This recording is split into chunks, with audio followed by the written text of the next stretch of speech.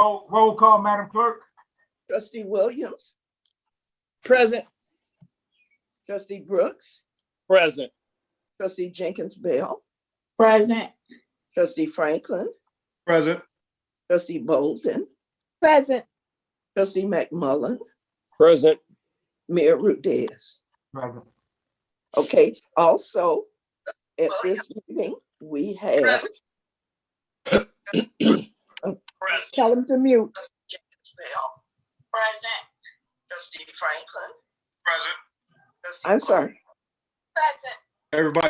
Everybody should I've mute got the that. roll call, except for village manager. We have village manager, Ernestine Beck Fulcom, fire chief, Brian Chelios, attorney, Joe Miller. Any other officials that I did not recognize present? Because I can't see everybody. Okay. Oh, and D. Jones, I'm here. Okay. Okay, Mr. Mayor.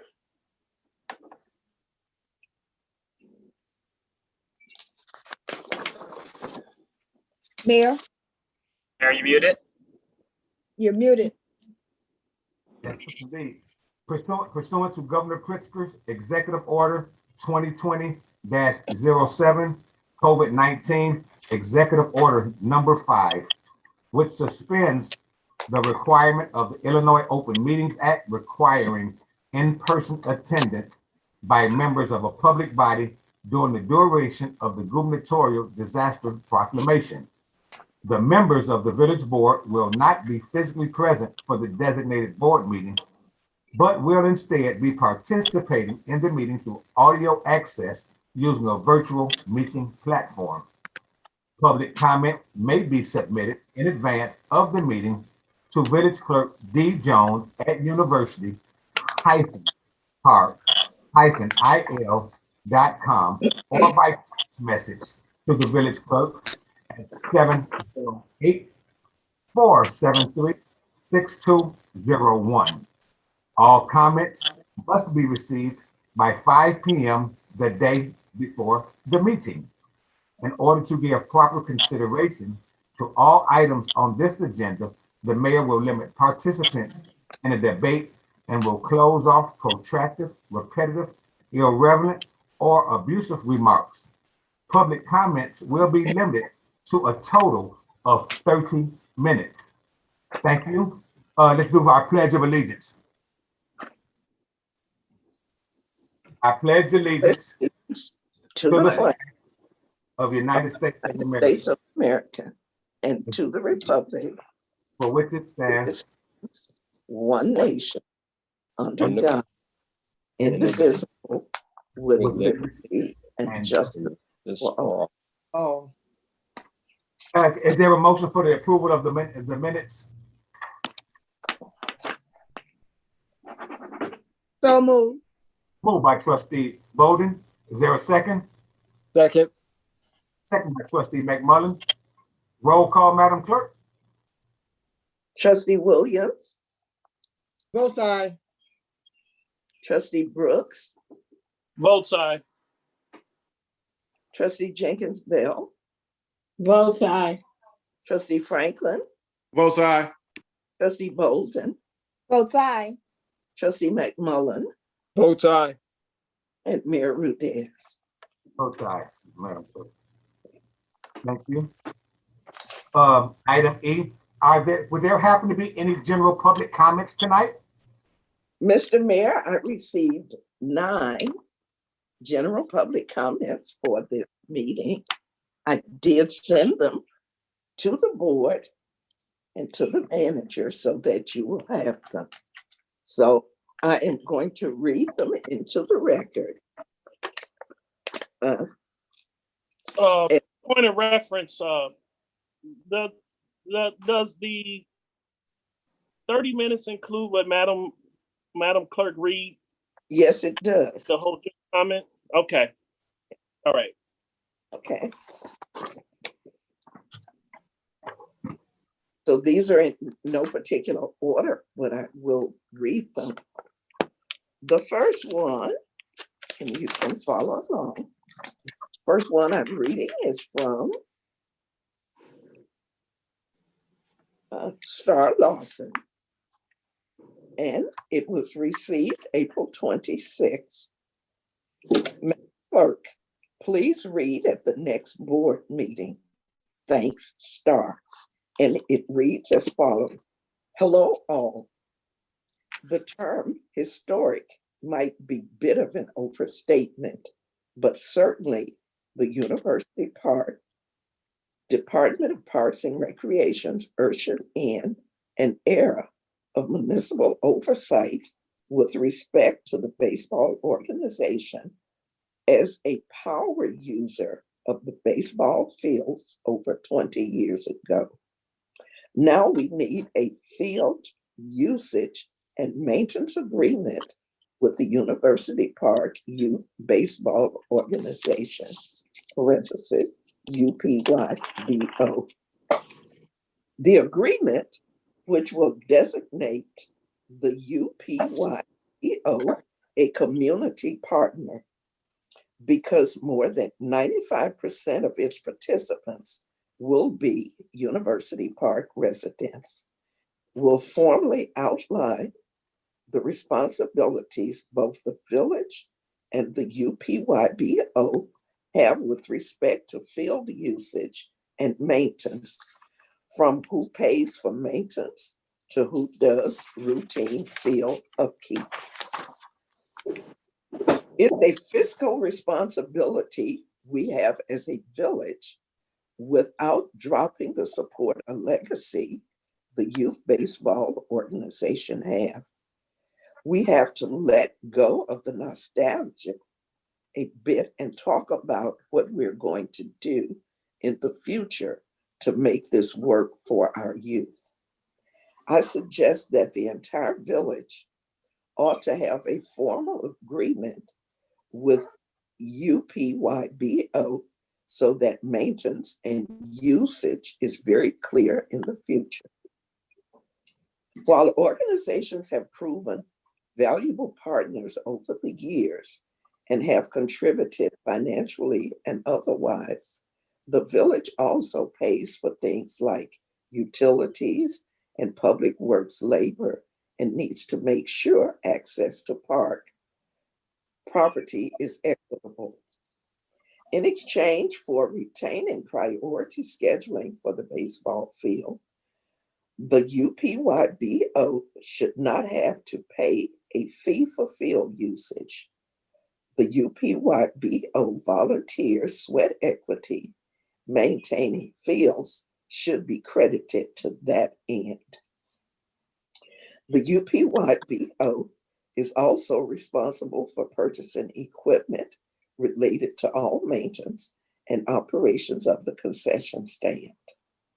Both parties should assess the agreement at the end of the 2021 season in preparation for the 2022 season. The agreement could be a win-win for both the village and the UPYBO. Can we work hand in hand this season, making sure we provide an atmosphere for our youth to thrive in their own community baseball camp? Sincerely, Star Lawson, community advocate. That's the first one. The second one is also from Star, and it says, I'm sorry, the second one is from Mildred Morgan, and it states this, it was received on Sunday, April 25th at 10:45 p.m. And it reads, this is addressed to Village Manager Ms. E and the 6 trustees. Today's date, 4/25/2021. Whether the baseball approval is on the agenda or not. We don't expect any problems come May 1st and afterwards, for we know our rights and what has been the practice in University Park in the past year. Miss Miller. Then I received from Star Lawson that says, hello, Madam Clerk. Please read the below comments from Miss Millie at the next village board meeting. Thank you. I just read the one from Miss Millie, so I will not read the one forwarded from Miss Lawson. It's the exact same thing. The fourth public comment was received April 26th at 4:55 p.m. from Paula Wilson. Good evening, Clerk Jones. I hope all is well and you're staying safe during COVID.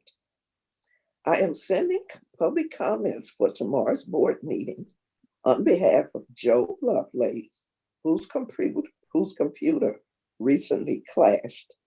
Please read comments as listed below. Good evening, Mayor, Board, village staff, and residents. I have a few things I'd like further information on. Number one, it has been noticed that speed bumps have been put in place throughout University Park. This is great in areas where speeding commonly occurs.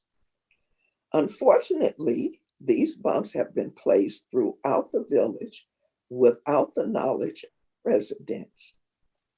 Generally, communities place warning signs where speed bumps are located to advise, inform people that if they are driving, a bump is coming, which everyone knows can and will cause damage to vehicles. Is there a plan in place to place additional speed bumps in the village? If so, when will you be sharing these locations with residents to prevent damaged vehicles? Additionally, will the village be placing warning signs where the speed bumps are located? Again, the bumps are great because we do not want speeding through our village. However, we also do not want to impose any additional financial hardships on our residents. Number two, during the April 13, 2021 Committee of the Whole meeting, it was mentioned that there would be a Plan Commission meeting on the following day, April 14th. I am aware that the Plan Commission meets as needed.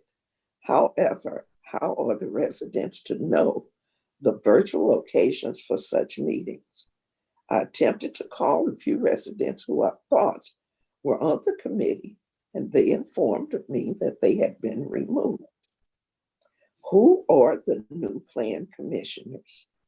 And since the Board of Trustees nor the Plan Commission meets publicly pursuant to Governor Pritzker's Executive Order 2020-07, COVID-19 Executive Order number 5, which suspends the requirement of the Illinois Open Meeting Act requiring in-person attendance.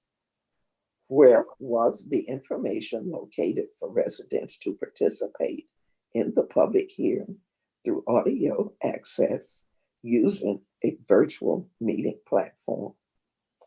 Lastly, during a candidate debate, it came out that there are weekly meetings with the mayor, Trustee Brooks, and Aqua. If they are meeting weekly, when will the residents hear an update on the status of University Park and Aqua? Please respond, verifying you received this email, which I did. Kind regards, Joe Lovelace, Concerned Citizens Committee Chair. Number 5, the 5th public comment is from Robin Walker. received April 26 at 4:51 p.m. And it reads, Dear Mayor, Village Manager, and Board of Trustees, I am writing once again with concerns of the baseball organization. There has been several board meetings where the village manager has okayed baseball to get started and to have use of the fields for the spring and summer months. If the baseball organization could cover their own cost. Mayor and all trustees have all said they support baseball, but wanted to ensure that it could be ran correctly. End of March, village manager gave orders to Darrell and Public Works to give me the keys to storage, concession, and to start field prep and maintenance. The original put out flyers, accepted registration, purchased a few $1,000s of equipment. Things weren't being done as it relates to public works and parks maintenance. So I scheduled a meeting with the village manager. 4/16/21, meeting attendance, myself, village manager, Darrell, trustee Jenkins, trustee Brooks, parentheses, took minutes for transparency. We all left the meeting agreeing on what would be done and when it would be done by. Also discussed preparations to have the concessions done ASAP with the needs of water. Manager discussed the things that will be done, gave directive to Darrell to get bathroom fixed ASAP so the porta potties would not be needed. Remove broken refrigerators and replace with refrigerator that village had in storage, and to make sure the water, hot and cold, were working. All these things were promised to be done before May 1st camp start date. Village manager also stated the parks weren't open yet per to Mayor's previous executive order. I explained to all that baseball would have to move forward regardless, because this should have been mentioned, discussed prior to giving us authorization, and that too much had already been done to go backwards. Both trustees and village manager assured me that a special meeting would be requested or it would be placed on the agenda for April 27th board meetings to address the situation and make sure the parks would be opened prior to May 1st. Yet I'm looking at the agenda and it's not a topic to be discussed. I spoke with the village manager shortly after, and she assured me that the topic would be brought up and a board vote would transpire. So I'm asking Mayor Rudez and the Board of Trustees to please officially lift the proclamation and open up the parks before May 1st. Again, this has nothing to do with the baseball organization itself. This is about our children and their well-being. As far as the governor's order, public health department and also surrounding communities are open.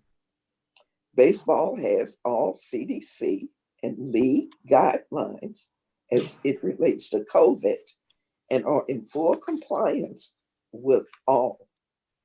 There are over 30 kids registered, with more registering every day. Them, as well as their parents, are excited and looking forward to this.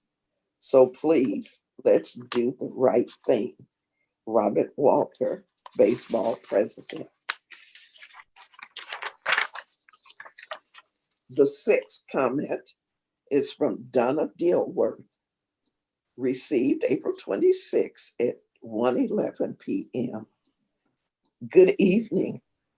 As a board member of the University Park Youth Baseball Organization, it is disheartening and lackluster effort the village has taken to support the organization's efforts to make sure University Park youth can play baseball this season. Every monkey wrench the village threw at the baseball organization has been dodged. And now you want to play the game of not officially open up the parks to try and prevent our youth from enjoying community. We understand the importance of safety, and the organization is following all CDC and league COVID guidelines. Mayor and Board of Trustees, our youth need for you to officially open up the parks before May 1st, which is before the start of baseball camp, and support all programs and events that will occur throughout spring and summer months. Thanks, Donna Dilworth. Seventh public comment is from Mary Buchanan, received April 26, 2021 at 9:52 a.m. It reads, "Hello, Ms. Jones. Please pass on my email to the mayor and the Board of Trustees to support their constituents now by officially opening up the parks before May 1st. We have supported the mayor and the trustees, and now it's time for them to support us and our youth of our town and area. I am asking for the mayor and Board of Trustees to officially open up the parks before May 1st so the baseball season can begin. Thank you very much. Mayor Buchanan, University Park since 2005. The eighth public comment is from Gina Williams, received April 26 at 9:35 a.m. To whom it may concern, residents are wondering why the fields for baseball will not be opened by May 1st, 2021. The allotted time Ms. Walker has worked so hard for. My suggestion is to get the fields, clubhouse, and whatever else matters in operating condition so our youth can play ball. We have countless dollars and cents thrown away on awards, luncheons, and anything to promote this mayor's private agenda. We're tired of the useless newsletter and the mom and pop stores he is filling our town center with. Also, it's disgraceful how he has dismembered committees and organizations without reaching out to current members first and seeing if they want to serve a second term. I, for one, never received an official letter, had to demand one be sent, and only to find out that 2 members are remaining whose terms expired before mine. I was not afforded the same opportunity, which shows he is clenched and has a hidden agenda. I don't recall the 2 new people being sworn in or attending a single plan commission meeting, let alone a board meeting before, but that's the way he, the mayor, rolls. We're still not allowed in board meetings, even by way of Zoom, and the board sits there and allows it. My question to the board is, are all of y'all going fishing, out to lunch, at recess in the sandbox, or just don't care? Let's not all answer at once. I already know there will be no response. Respectfully, Gina Williams. And the 9th, let me see.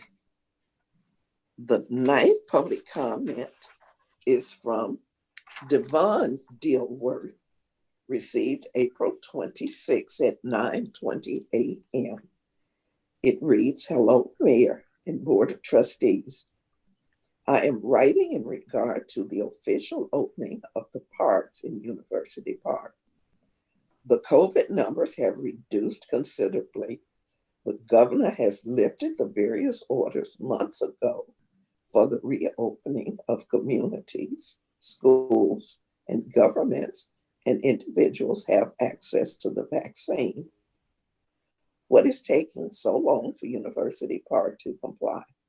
3 of my children had signed up for baseball camp, and they're looking forward to getting out of the house to participate, be active, and learn the sport of baseball and other upcoming activities that are planned in our community.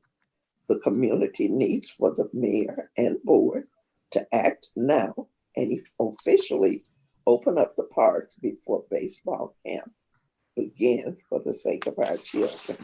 Thank you, Devon Dilworth."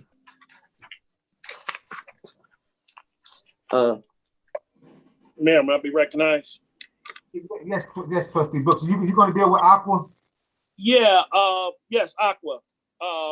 Mr. Mayor, this is in Board of Trustees and General Public. Just to say that I thought that I was giving out good communication every board meeting in reference to when it comes down to Aqua. In fact, if I'm not mistaken, our attorney Fain was on several. Actually, she was on the CAL meeting, and that's the meeting of the whole, in which I think we gave a lot of information of what happens pretty much every week. What is happening every week, and actually we're now into the point of litigation, so that's why you're not hearing me speak about it anymore, which means that the water is getting better. A lot of times we're there to report any problems for residents, and and I think every board meeting I'm giving them phone number 921-4577, 921-4577.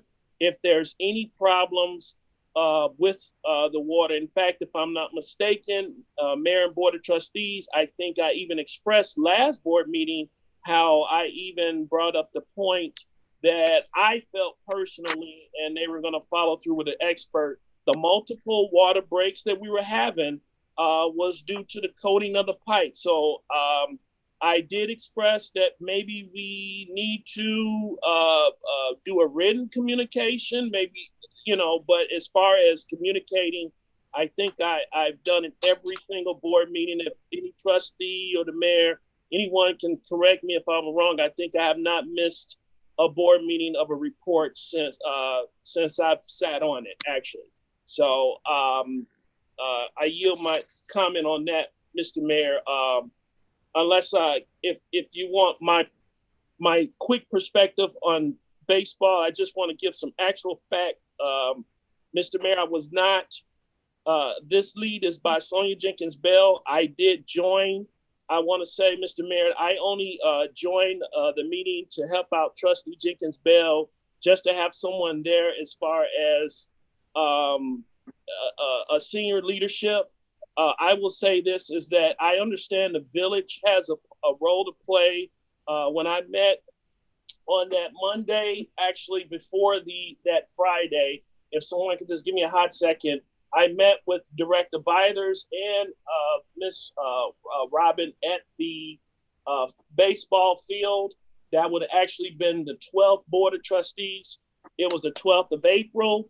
That was where we agreed that, there's some cleanup. We have to do that. Concession stand has to be clean, if I'm not mistaken. The concession stand has to be clean and inspected by Will County. And if I'm not mistaken, the village has to do it. And if I'm not mistaken, if the April, we're talking about a 14-day span, but we have maintenance that needs to be done over there. Also, we have a hot water that was broken, Board of Trustees. So there's things that we need to get done, but I would like everyone to know that grass was cut by that Wednesday. we did do it. So I think what it is that any problems that's over there is minor, but I just wanted to give my point that I was only there to try to help one of my junior trustees in this matter. And may I yield my time? And I just know I'm going to piggyback, and I'll make it quick and to the point regarding baseball. Well, not just the baseball, but the parks in general. I take the advice and consent of our fire chief, which I would consider our local expert on COVID-19 practices and protocols. There is a plan to open up the parks in a safe manner. It's not that anyone is prohibiting baseball, is against baseball, that this is brand new to me. I don't know about you guys. I've been to lots of training through National League of Cities, through IML, and there was never a training for a COVID-19 worldwide pandemic. So the reason that we haven't opened up the parks is because Chief Chelios is going to give me a diagram to show us the best way to open up the parks in the safest manner. It's all about safety, people. It's all about safety. I don't know about this COVID. I've learned as much as I possibly could, but I am not afraid to make a hard decision because I think it's the best decision just to ensure the safety of everyone's young people. So for instance, my little grandson or anybody's grandson or child goes out to the park that may have asthma, catches a case of COVID, and then they can have some problems or trauma after then. I don't want to have that responsibility by being reckless and following the protocol of other communities on doing what they're doing. My concern wholeheartedly is the health, safety, and welfare of every single resident in the village of University Park. So we're gonna open up the parks. I don't know where the May 1st deadline got to, but when our fire chief, which deals with the Illinois Department of Public Health, the Will County Department of Health, and when I deal with the Will County Governmental League, we're gonna open up slowly but surely in the safest way possible to know that the village has done everything within their powers to ensure that there are sanitation stations at the park and there's applicable ways that everybody can enjoy the parks, the ball games, in the safest mannerism possible. So let's not get that twisted whatsoever. I'm 100% in full support of doing baseball programs and as many things as we can possibly do with social distance in a very responsible and respectful manner. So if there's false rumors out there about the mayors holding up the parks, that's a bunch of crap. It is not the facts. The facts is that I'm very, very concerned about each and every one that hears the sound of my voice.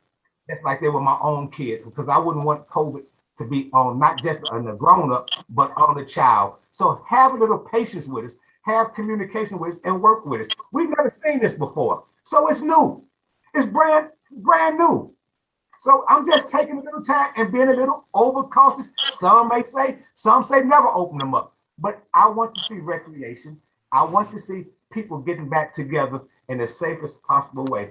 So all the responses to all the letters regarding baseball, join the mayor and the board of trustees and support us in opening up all of our parks to all of the residents, all ages groups, in the safest possible way so we can have a very pleasant summer with least controversy and sickness as possible. That's the bottom line.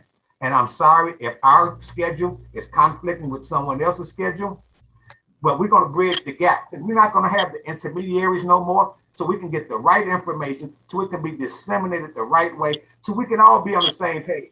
We've been fractured long enough. Let's make this thing work for this community. That's all I'm asking. A little patience and understanding. All right, that's it. And that's my only responses to the baseball and all the other questions. And to Miss Gina Williams, I must tell you this. Y'all not going to say anything to me this time around, and it's not the truth. Ms. Williams, I have certified copies of letters that went out to each and every member on the Planning Commission and the Fire Commission with verification and emails that they were received. And the reason that the other two people are still on the Planning Commission, because when you have committees and commissions, those terms are staggered so they all won't expire at the same time. And no one had asked me that they would, could I come back and join or anything. they just took it with a grain of salt. The community will continuously move on, and it's okay. Thank you for all the time and the efforts and your service, but give the new people an opportunity to serve as well. So just for the record, the information was set out. And that's all my comments. We got a board meeting to deal with. We got city business. Does anybody else have any comments regarding the public comments? Trustee Jenkins? Wait a minute. Oh, yes. You know, Mrs. Walker and the baseball board has worked tirelessly to get this going and have this done. The problem that I'm having with this is not the COVID or what the police chief said or anything. I mean, the fire chief said about the COVID regulations and all of those things. We're blessed with a baseball president that is also a nurse. So, and my thing is this. We have had countless conversations with the village manager. They knew it was a May 1st date. And you wait till a week prior to this baseball organization going on these fields at June 1st to tell them, no, we're looking at a June 1st date. That was not right. It was not fair. It was not fair to the residents. It was not fair. It's not fair to these children. And it's not fair to this baseball organization. Now, I understand where you're coming from. I get that. We have to make sure that everybody is safe and we don't want anyone sick. I get that. But the way it was done was not good. And I did not appreciate it. And I'm quite sure they don't appreciate it either. So we need to make sure that we need to meet halfway. We were allowed to clean because I helped Coach Tutu and the University Park Lions clean the field up, clean the park up this weekend, and we love his efforts. We've had Easter egg rolls, we've had parades. These are things that we've had in these parks. But now that it's time for the baseball to open up, it's a problem. And I'm having a problem with the timing. But I understand that the mayor is in control of everything, and I respect that. I respect the fire chief's decision on this, but I do not like the way it was done. And that's all I have to say. Thank you, Trustee. Madam Clerk? Just to respond to a question that I think Paula Wilson asked, as far as notification about the Plan Commission hearings, this was posted in the newspaper, on our website, on the doors, every form of media that we have, we posted the hearings of the Plan Commission. I even mentioned it at our last board meeting that the Plan Commission would be meeting to hear the request for 2 variances and a special use. Clear. And the call-in number for the Facebook Live or YouTube Live was posted on the agendas that were posted. So proper notification in every outlet that we use was used to notify people of that. That's all. Okay, anybody else? If not, let us move on with the business of today. Is there any items on this agenda that would like to be removed? We've only got the one item on the consent agenda, Mr. Mayor. Oh yeah, I guess Yeah, so. you only have one item. Yeah. Right, right. Yeah, Let's take that one off, man. Yeah, let's just take that one off. No, then I think our fire chief would be a little upset. I know. I'm just teasing him. I'm trying to get him to smile a little bit. Oh, quit trying. I'm talking about He's smiling. Oh, that's okay. That's all right.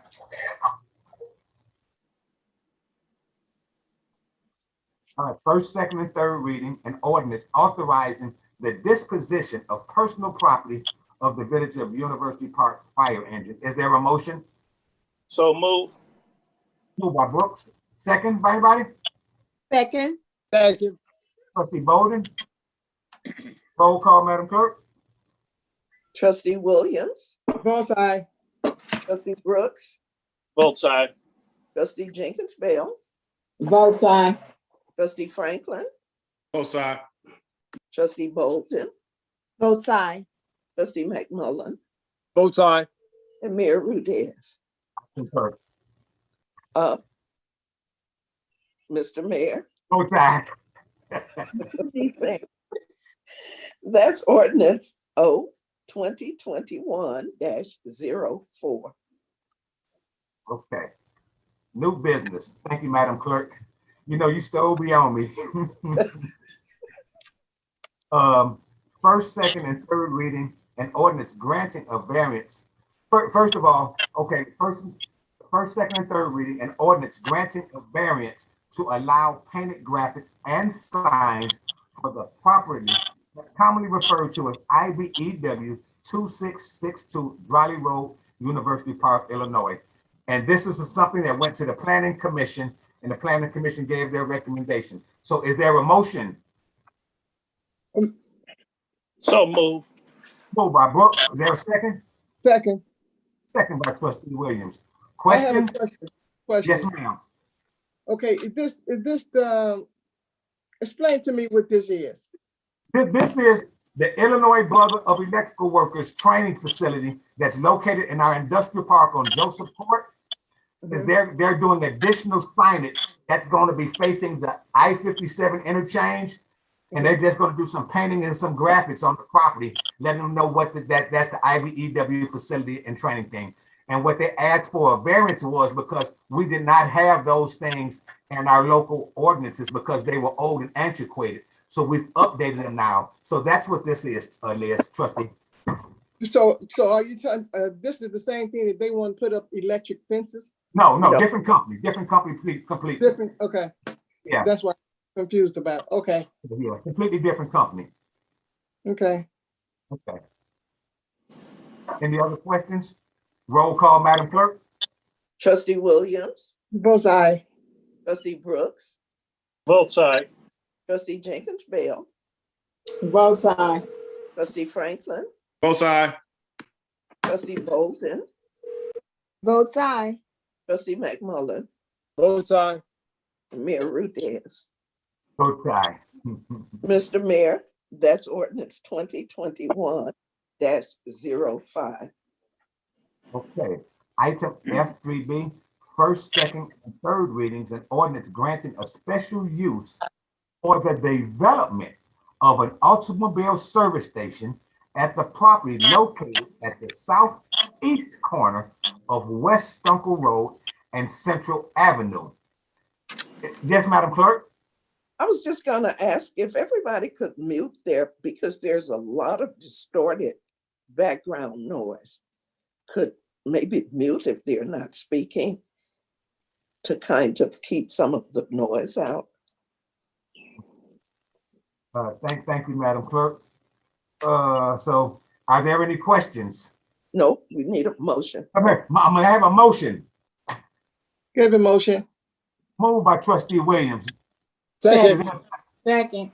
Second by Trustee Jenkins Bell. Fantastic. Questions? Roll call, Madam Clerk. Trustee Williams, Both aye. Trustee Brooks, Vote aye. Trustee Jenkins Bell, Both aye. Trustee Franklin, Both aye. Trustee Bolden, Both sides. Trustee McMullen, Both aye. Mayor Rudez. Vote aye. Mr. I like Mayor, to. Go ahead, Madam Clerk. that's ordinance O 2021-06. I just, before we go to the next reading, I like to thank Trustee Williams and Trustee McMullen for their support. This might be their last meeting, but you can go down with this last meeting with that historic vote for that piece of property in the University Park. Yeah. And what that is doing is bringing us a Shell gas station and a variety of other stores that'll be coming right off of I-57. I'm so glad of that. I'm so glad of that, that's what I was working for. Yeah. Yes, I Yeah. concur. But we gotta bring in that semi truck car washing so Yes, that can ma'am. be in there too. Yes, ma'am. So I'm there's still gonna work on it. I'm not giving up. don't give up. Winners don't quit and quitters don't win. There you go. I appreciate that. And don't be no stranger because we can always use your conversation and your expertise. Just thank you, Ms. Curtis, for supporting that very important project. I'm always gonna be here. Okay, thank you so much. Item F3E, first, second, and third readings, an ordinance granting a variance to allow electric fence for the property commonly referred to as 1325 Central Avenue, Monique, Illinois, 60449, Old Dominion. Is there a motion? I got a motion. Questions? Question. I got a question. We got to put it on A the floor. statement. I'm sorry. We got to have the. Mr. Mayor, Is there a motion? making a motion to table this. Why we want Trustee to table? Brooks made a motion to table. Is Why there you a, want to table it? What? Why do I want to I have table a it? statement. I have a statement to Oh, make. I was gonna. wait a minute, wait a minute, we're in the middle. There's a motion on the floor to table by Trustee Brooks. Go ahead, Madam Clerk. Oh, I was going to say he does not have to give a reason Right, for his Right. table. Right. Okay. It's up to the board. there's a motion on the floor by Trustee Brooks to table. Is there a second? No No. second. That See, I failed. can go back to old ways. Motion fails. So I guess the question is, oh, sorry. I'm sorry, Mayor. Go ahead. No, Trustee Williams Yes, I wanted to make a statement. I do remember this coming up in some years ago. They trying to get One this. second, Trustee Liz, Madam Clerk. We did not get a second to put this on the floor Right. So that's, Here's the So I guess the conversation, Trustee. for yeah. discussion. So I guess here's the question I have. That was a motion to table it. Is there a motion to grant it or deny it? Or I have a motion to grant it. not? You gonna second that? And then if trustee? that doesn't get seconded, then that would, Can I ask a question? Yeah. I'm getting right. I've been trying to ask the questions ever since it started. Madam Clerk, for clarity, Madam Clerk. We need a second to put it on the floor to discuss it. yes. That was going to be my question. If we second it, then could we go into discussion? Yes. Yes. Okay, I second, Thank if I you. can at this point. Thank you. Okay, Yeah. questions? Now I got this statement that I'd like to make. I remember this firm coming years ago and we denied it. The reason why we denied this electric fence, because you got children playing out here. They can get hurt, seriously. They can die, they can get electrocuted. This is dangerous. And we don't think that that's a good idea to put up an electric fence. And Trustee Williams, just for the record, this was not recommended by the Planning Commission. They disapproved it during the planning hearings, just for the Thank record. God, thank God. Oh. So that's why we don't need it. It's Okay, dangerous. Yeah, thank you, man. Because Commissioner Williams was the one who I'm surprised, everyone get a little confused about this. But let me make a point here, because there's some false information that I would like to correct, that I don't like this being put out, and especially when something is attached to my name. First of all, this came up in 2019 through the old village manager. What happened is that this company called the village manager and said a legislator needs to look at the books because the ordinance is old. It's 1980, if not further. It reads as a electric fence for a cow. We don't have any cows in University Park. That's number one. Number two, this is for Old Dominion, who has their companies nationwide. They just recently put fences up in our surrounding towns, Sauk Village, Riverdale, you name it, they did it. Third, when it came to this fencing company, they made it very clear. The fence has a wire, and then there's a negative, there's a positive. If someone touch it, it is no more than when you walk in through your house in the winter and static comes and you touch a doorknob. So it's not as if a baby touches it, Trustee Williams, and they shock and their heart stop beating, or the shock of a taser. It is not that extensive. Fourth, when it comes down to it, already there has been, they did not reveal this, 2 investigations in reference to things that are coming through. They transport AR-15s, they transport guns over there. There has been 2 federal investigations over there of problems that exist, and they keep trying not to reveal it because this is a company that come to University Park, and naturally it doesn't matter where you're from because bad guys, they can come from Chicago, they can come from anywhere. We can have a terrorist, and that's the point. Lastly, the reason why I asked to table it, because number one, this company nationwide, they're being viewed as an alarm system. We're talking about bringing a marijuana facility here. So therefore, Trustee Brooks, in his 4th term, figuring that this would work with the mayor in his goal of bringing a marijuana facility here, to come in where this update this ordinance to the point that when we do have a marijuana facility, when they do bring a security system here, that it would be would not conflict to our ordinance so that we can have that marijuana facility that's going to be up the street from Old Dominion instead of having this variance in which this variance, it's not right that we give it to Old Dominion, then we're going to have a variance to give it to the marijuana facility. I think at this point, we need to catch up on our books. So that's one of my goals in this next term, to help and make sure that we get our ordinance update.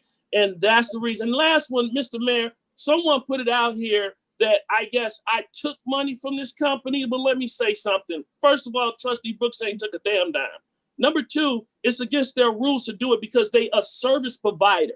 So I don't know how this got that this is Trustee Brooks' baby. This is not Trustee Brooks' baby. Trustee Brooks, like everything else, is just trying to do the right thing because I'm familiar with this type of alarm system. And that I yield my time. So Trustee Williams, so you would know, it was not this to push this through. This is that let me have my 2nd term of trying to get the right ordinance to update, not only this ordinance, but a several ordinance that needs to be updated on our books that we're just too outdated to bring University Park up to speed. I yield my time, sir.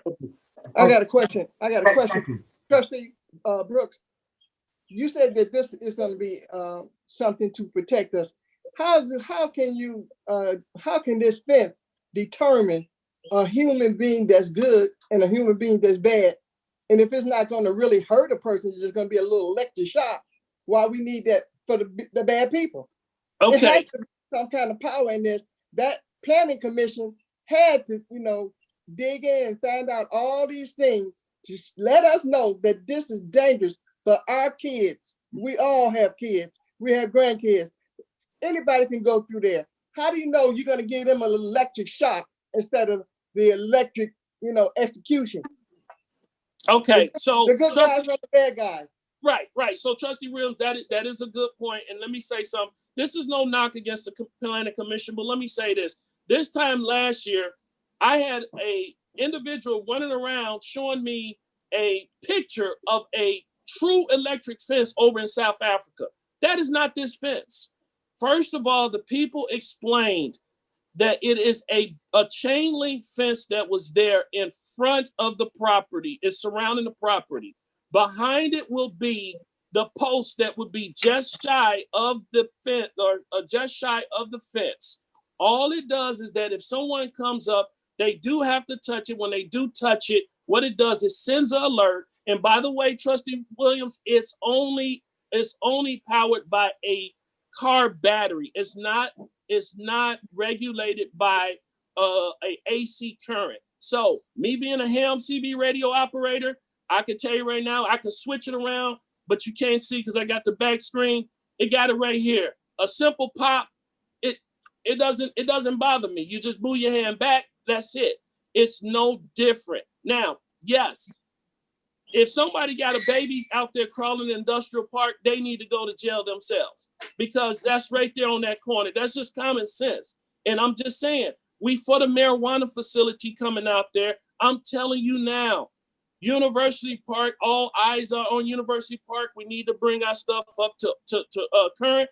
Chief Chalios did bring up a good point. This is why I do not suggest us passing this, that please allow me to work on this. Chief Chelio said something the night of the Planning Commission that we don't even have an ordinance to regulate this type of alarm system. So he comes in there, he wants to know how can he regulate it as a code enforcement officer. So we just need a lot of work to do. And what's happening is that this is being passed along as an electric fence that Trustee Brooks want, that a baby can get hurt. Now, come on.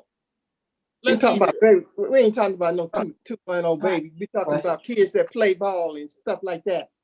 Kids play, they run, they jump. They don't have no direction where they can and can't go. If you give it to them, they still go anyway. But my thing to you is this.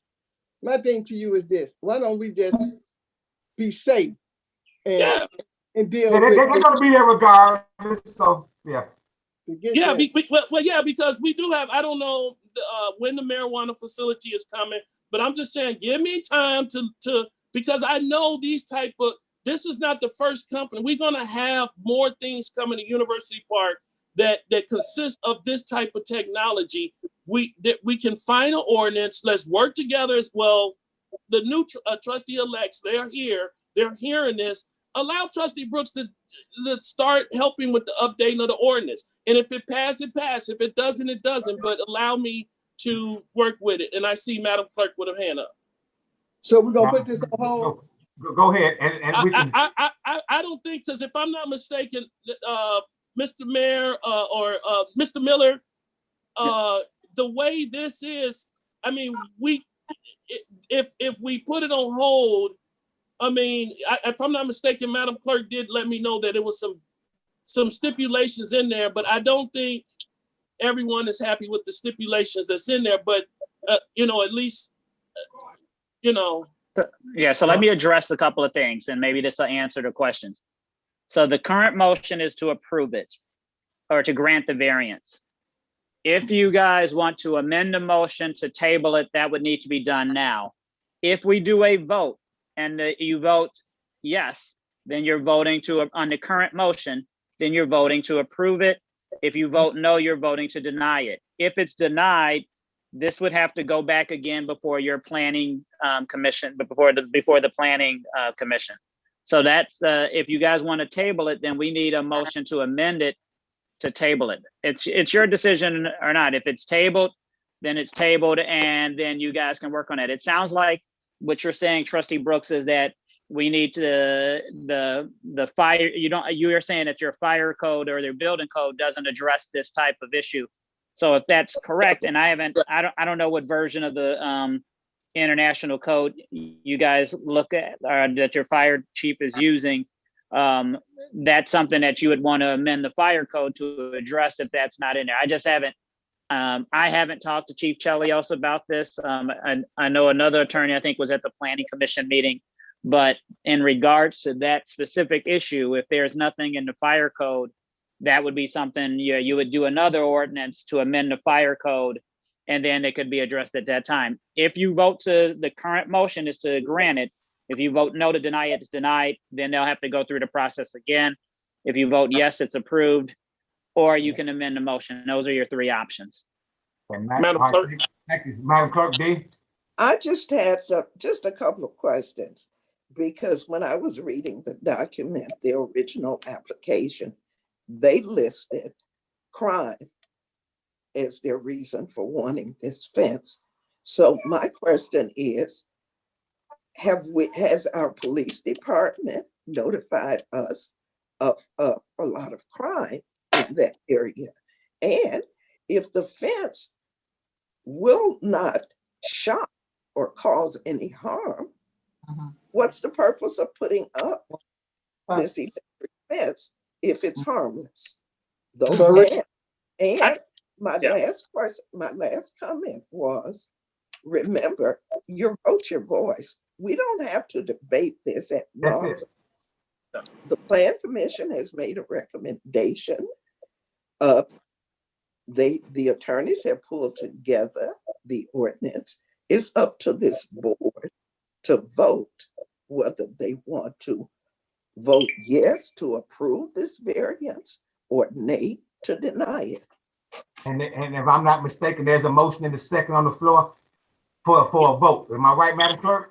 Yes, you are. Roll Yeah. call, Madam Clerk. So can I ask? Go ahead, trustee. Go ahead. So I didn't get a chance to read the recommendation of Okay. the committee. So what was the recommendation to go ahead and put the fence? Because we, like No, Trustee Brooks no. said, a long time, we No. have talked about this years and, okay. So what was the recommendation, just for my benefit? I didn't get a chance to read it. to No. deny, No. to deny. To deny it? Yes. Yes. Yes, Okay. and Madam, And that's what, yeah, I was gonna say, Madam Clerk, yes, the chief did have a conversation. And once again, it is a different, and like I said, Chief Chelios is correct. It's a system that's not regulated, and probably what the company, their downfall is even saying their old company before they merged with this other company of saying electric dog when they were electric dog. Yeah, if you hear electric dog, it don't sound good. But what I do know is that they have major shipments going in and out. And I'm just saying to my board members, I know what's coming to UP. My partner, who this is his last meeting, he says we got great things coming.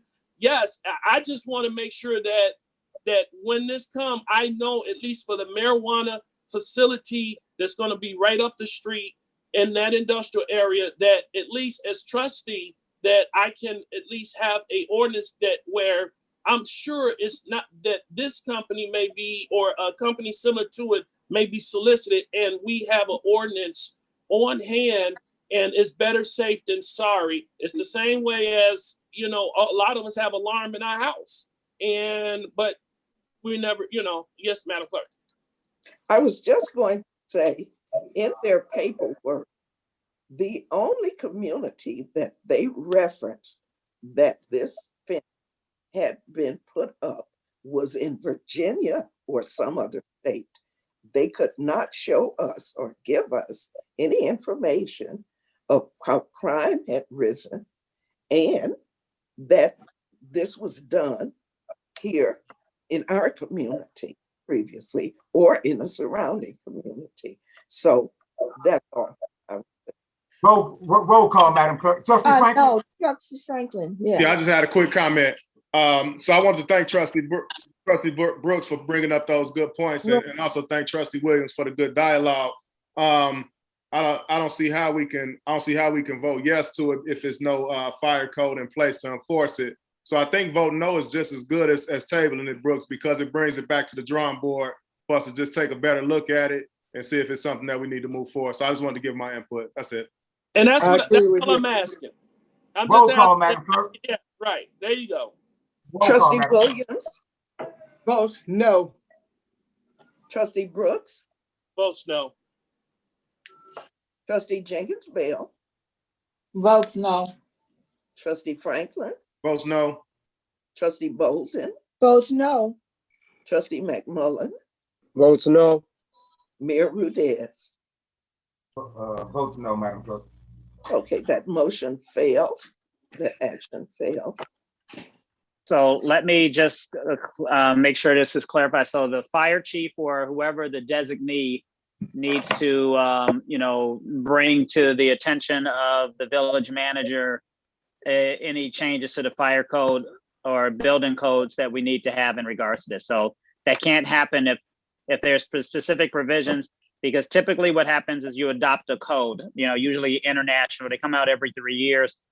And then you make amendments to that code that you're adopting. So if you adopt the 2019 code, then you may have amendments. So it's going to be up to him to be in contact with the village manager in regards to what amendments to the codes are specifically needed to address this if he wants to. So Yeah. I just want that to Where make do we sure go that from- everyone understands where the process is. So that's all I have. Thank you. I was gonna ask where we go from here after we voted no. Yeah. Thank you. That's You're it. welcome. We've Okay. addressed their variance requests. Okay, They'll have to come back. okay, thank you. Okay, item F3B, a resolution approving and authorizing the execution of an intergovernmental agreement by and between the village of University Park and Cook County. Is there a motion? That motion. Moved by Trustee Williams, Second, second by trustee Bolden and Bill. Roll call, Madam Clerk. Trustee Williams, Both aye. trustee Brooks, Votes aye. trustee Jenkins Bell, Votes aye. trustee Franklin, Both sides. trustee Bolden, Both sides. trustee McMullen, Both sides. Mayor Rudez. Vote aye, Madam Clerk.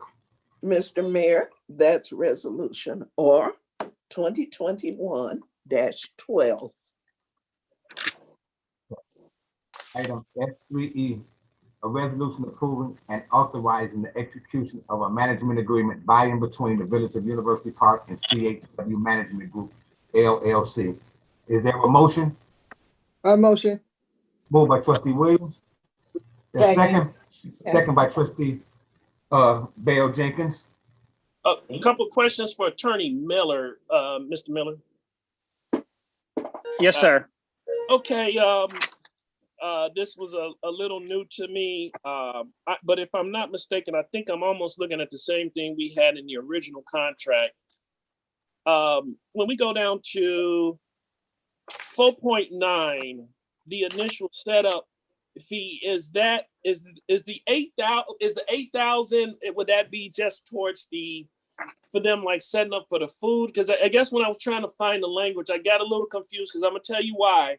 I did too. Thank you. Yeah, 8.2 had the same thing as 4.12. I don't know if you caught that too, trustee Shirley Bolden, where the price was still, we still would distribute the 18,000, but would it still be, was it for the same thing? And I'm assuming that their lawyer is what kind of put this together, because it was the way I can kind of tell Costado's work. So this one's kind of throwing me off.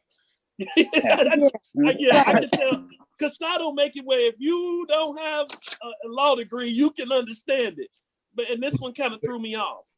Yeah, and I went to the village manager for some clarification on it as well. So, because I was kind of thrown back on some of that. Yeah. So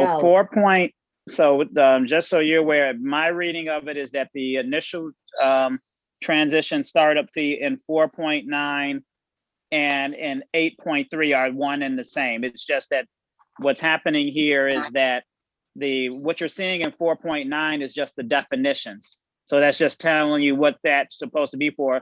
But 8.3 is actually for the fee. It's saying this is what the fee is. I guess, yeah, it would be kind of confusing because it says that, in theory, you could take out the word 8,000 and the dollar amount in 8.9 and just define what the startup fee is. But 8.3 is just, it's kind of restating it. But really, when you look at section 4, that's just the definitions. That's just telling you what each of these terms are. Okay. 8.3 is actually saying that's your payment there. Then 8.2, which you referenced, there's the 8.1, there's the base management fee. And then there's 8.2 is the kind of the operating expenses, but 8.3 is just kind of the initial kind of startup for foods, for kind of insurance and utensils and all the documents they need to get started.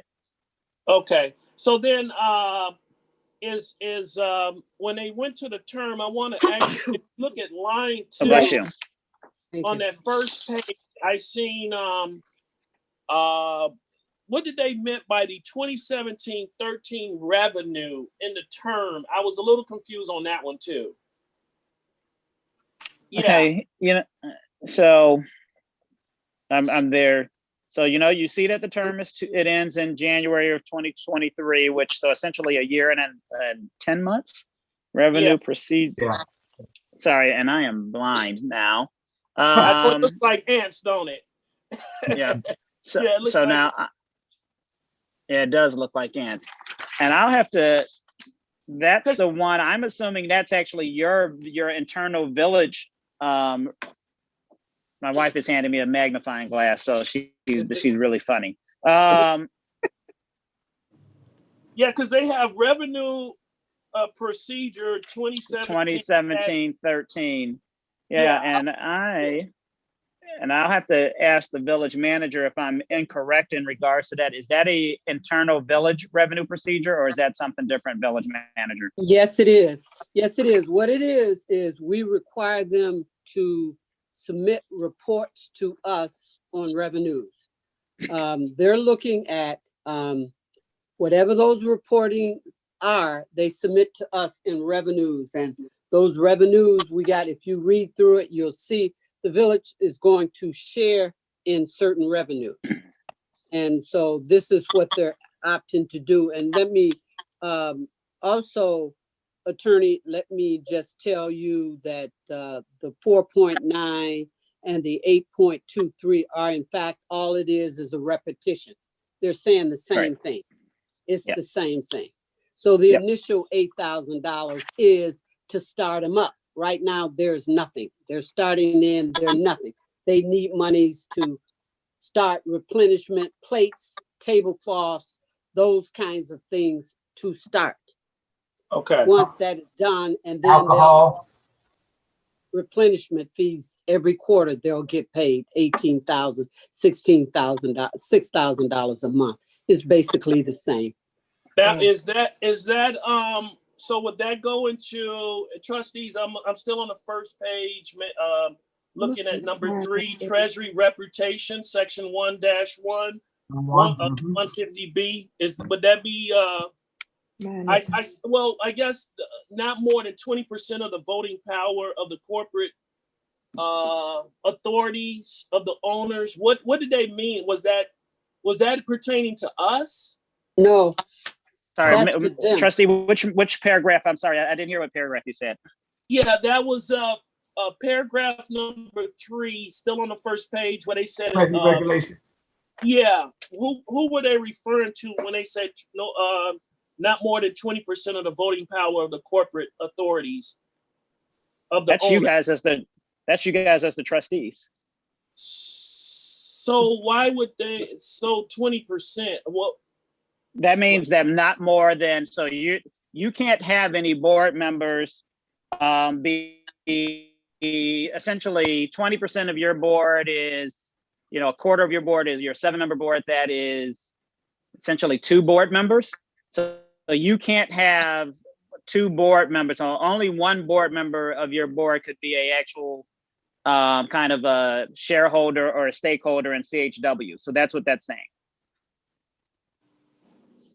We can so if 2 people are members of, if 2 of you were vested, if 2 of you were vested in regards to the CHW, then you can CHW.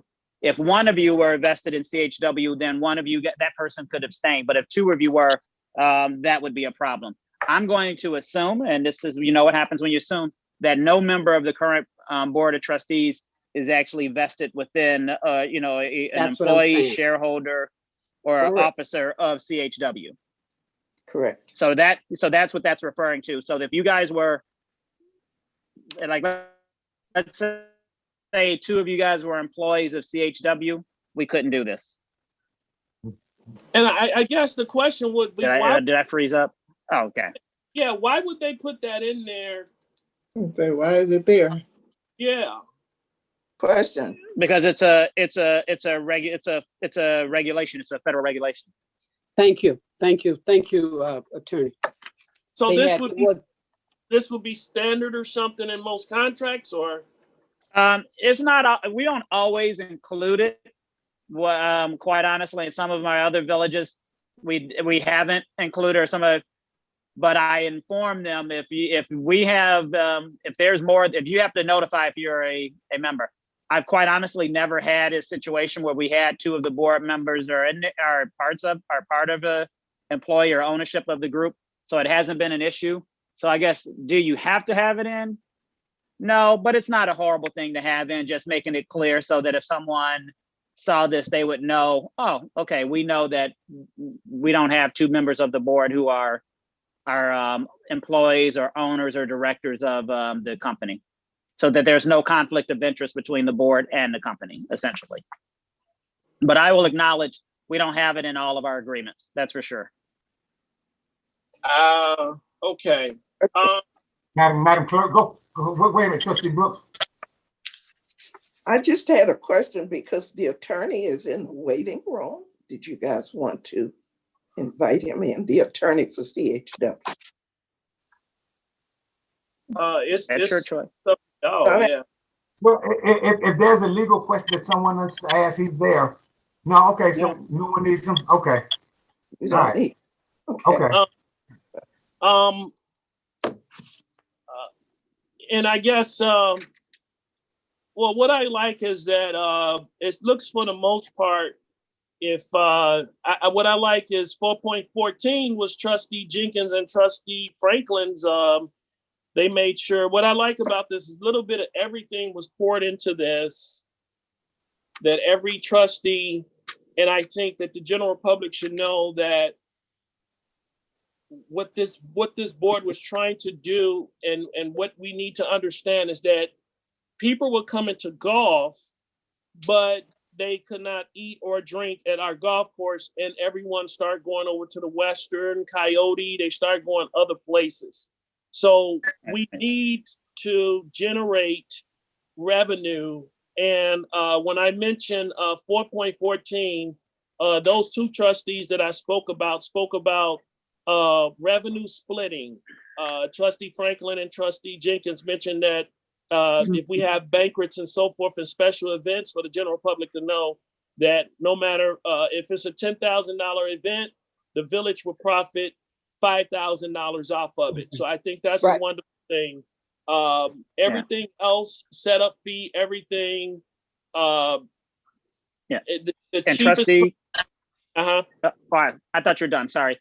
I want to clarify, because I want to make sure I answered your question too, because I think you had a question about 8.2.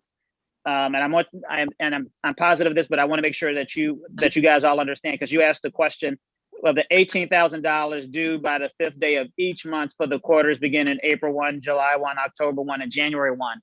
My interpretation is not that you're paying $18,000 12 months of the year, that you're only paying those $18,000 on the, that's due by the 5th day of April, the 5th day of July, the 5th day of October, and the 5th day of January. Every quarter. Every quarter. I just want to make sure that you, because you asked that question, and I answered what I think you're asking. And then as I was looking at it more, I'm thinking, oh, maybe he's asking if it's a monthly payment. No, I don't. It's a quarterly payment, but I just want to make sure, that I was answering that question correctly for you. And for the record, tell me if I'm wrong, Madam Clerk. That was something, because she see the checks. That was something that we did with the previous board, with the previous persons, if I'm not mistaken. So nothing has changed here. What we did is just we made everything one to try to make everything move as one flow. What has changed is the 50-50 share. Yes, correction. That was added, in which the money can come back to the residents. Okay. Yeah, I think that's. Can I make one request? I know we have their attorney online. This is a quick question for the attorney. I just want to make sure that he's in agreement with my interpretation of the language, because what I don't want to have happen is that we're arguing over my interpretation. So if he's in agreement, if Ms. Jenkins, if you can just have him come on. I don't even really need you guys to ask him any questions. I just want to make sure that he's in agreement with my interpretation of the provisions that I noted. He's coming in. Okay.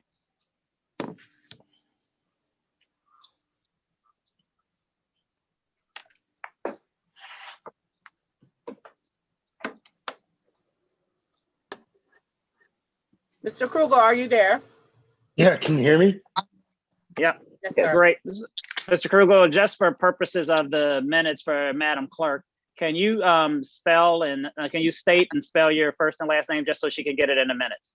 Sure, it's Charles, Charles, Krugel, Krugel. Now, you heard my answers to the question. Is my interpretation of the language correct? I don't know what you're talking about. Okay. I just joined this call a second ago. Oh, okay. I thought you were listening in to the meeting. No, I've been in okay, a waiting all right. room. Okay, so let me ask you this. I just want to make sure you're in agreement. Section, do you have the contract in front of you? Yes, I do. Okay, 8.2, when it says that an $18,000 is due by the 5th day of each month for the quarters, it's not a monthly payment, it's just a quarterly payment. So the village would owe $18,000 the month of April, the month of July, the month of October, and the month of January. Is that correct? Yeah, April 1st, July 1st, October 1st, and January Right. 1st of each year. Yes. Yeah, it was just a question that one of the board members had, because it says each month, but it's actually, it's each month for those. No, 4 months, it says correct. by the 5th day of each month for the quarters beginning. Right. I'm Yeah. just clarifying. That's all. Yeah. Just clarifying. That's all. The other question, I think is the question was in regards to the first page of the agreement in regards to number 3 on the Treasury regulation. That's just to make sure that everyone knows there's no conflict of interest between the board and CHW. Is that correct? Yeah, well, that was part of the language of the first agreement, the of the golf club management agreement. So basically, that was in a separate section. I just kind of broke it out separately here. That's all. I just wanted them. It's the same language too. I just wanted them. Yep, I just wanted them to clarify. Thanks a lot. I don't think I have any questions for you. Thank you so much. No problem. Yeah. All right, board, Yes, Mr. Mayor, or Madam Clerk, if the board wants to, I guess, I don't know if there's any other questions. If not, you guys can decide if you want to vote or not. Any other questions? No, just the 6.663, 6.6.3. That is more of, say, if somebody was unsatisfied or something, or that would be the $100 credit towards patrons. Is that like personal promotion, or just that I just seen it, so I just wonder what. You want to know the honest truth of this? Yeah. We were kind of concerned that it could be like a political thing, so we wanted to make sure that if we're providing services to like friends or something like that, basically it wouldn't go overboard. Okay. So, it was like, so we just wanted to make sure that, if somebody was asking, can you, my brother-in-law is bringing his, cousin or whatever, take care of them. We just wanted to make sure that it wasn't going, wasn't excessive. Oh, okay. Okay. Well, I see Miss Madam Coffee Clerk. here. So, hello, Miss Coffee. I'll say thank you, and I'm a tough cookie. So my vote, it will reflect my position. So, but thank you. I did see the car count go up. Everyone who's listening, don't think I wasn't watching. The car count has went up at our golf course. Call the question, Mr. Mayor. Madam Clerk, yes, ma'am. I was just gonna piggyback on something Mr. Krugel just said, because I think the board and maybe CHW got an email from one of our former residents asking a question about Free golf. Trustees playing golf. Right. For employees, at a reduced fee or whatever. And I think that's something probably could discuss later. I was just piggybacking on that because don't let me forget about that, Mayor. Yes. Yeah. So, I mean, part of the agreement, and it's toward the end of the agreement, is that, and this is something I put in every agreement, period. It doesn't matter whether it's for golf or collective bargaining or whatever, but that it could be, anything can be modified by written agreement of both parties. Yeah. I saw that. So, I mean, if there's some special circumstance that arises, that can be taken care of under it. I think it's, and I think that's something that our committee can discuss with CHW, and hopefully it's next week. Yeah, it's number 15. Paragraph number 15 on page 8.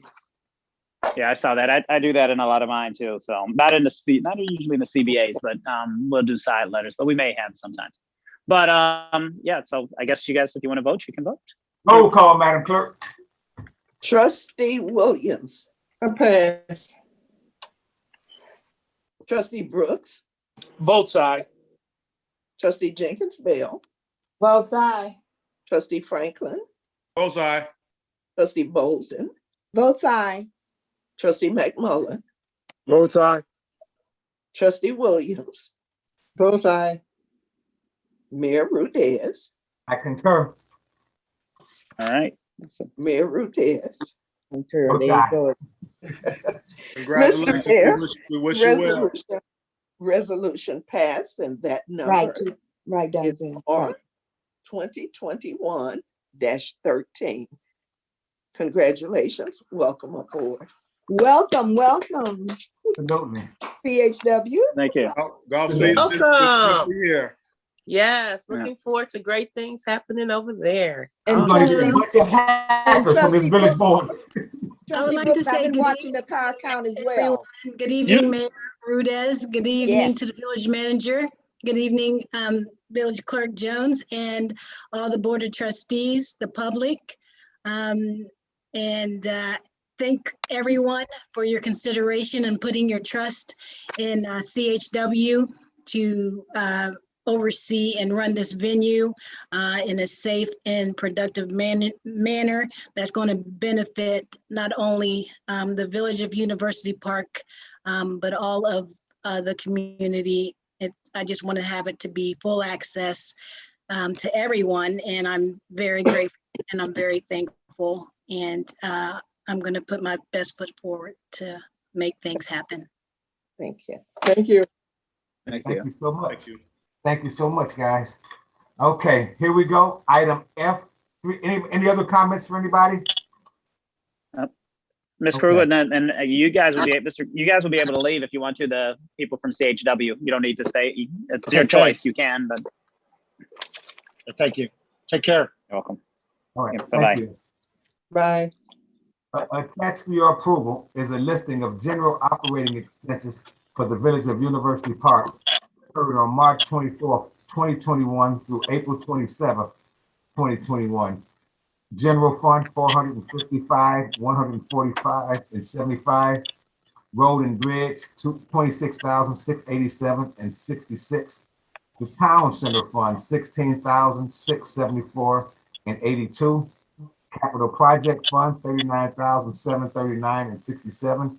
To 4, 5, and 6, $1,000.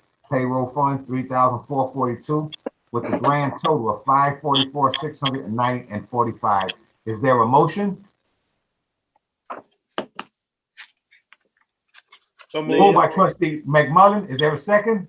Second, Second by trustee Bolden. Madam Trustee Brooks. Village Manager, when we get this, is that next month we get the tax disbursement? Yes. No, we get it. This month is April. Next month. Days.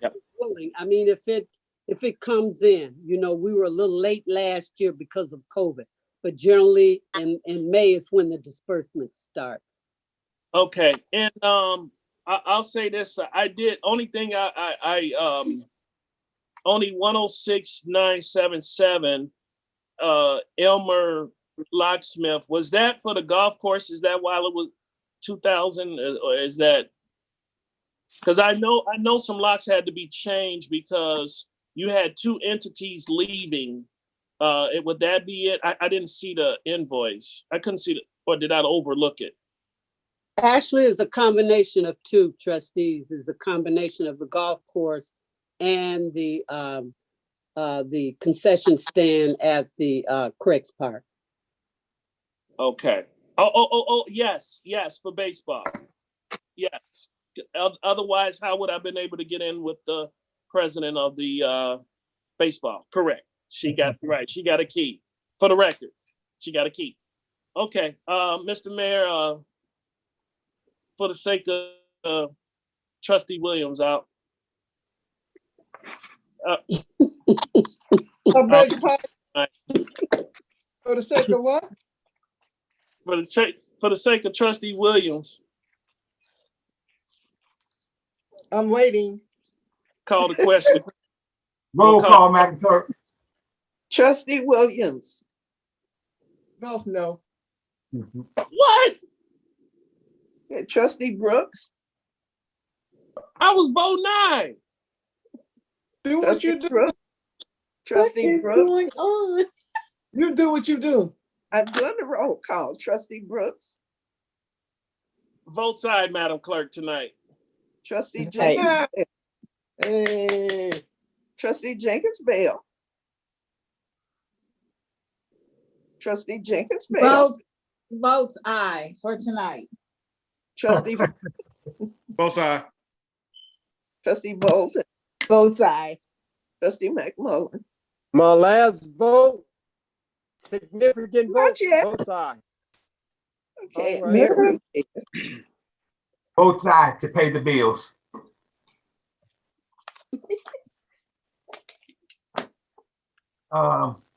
I understand it. Are there any reports that the trustees or the manager would like to give tonight?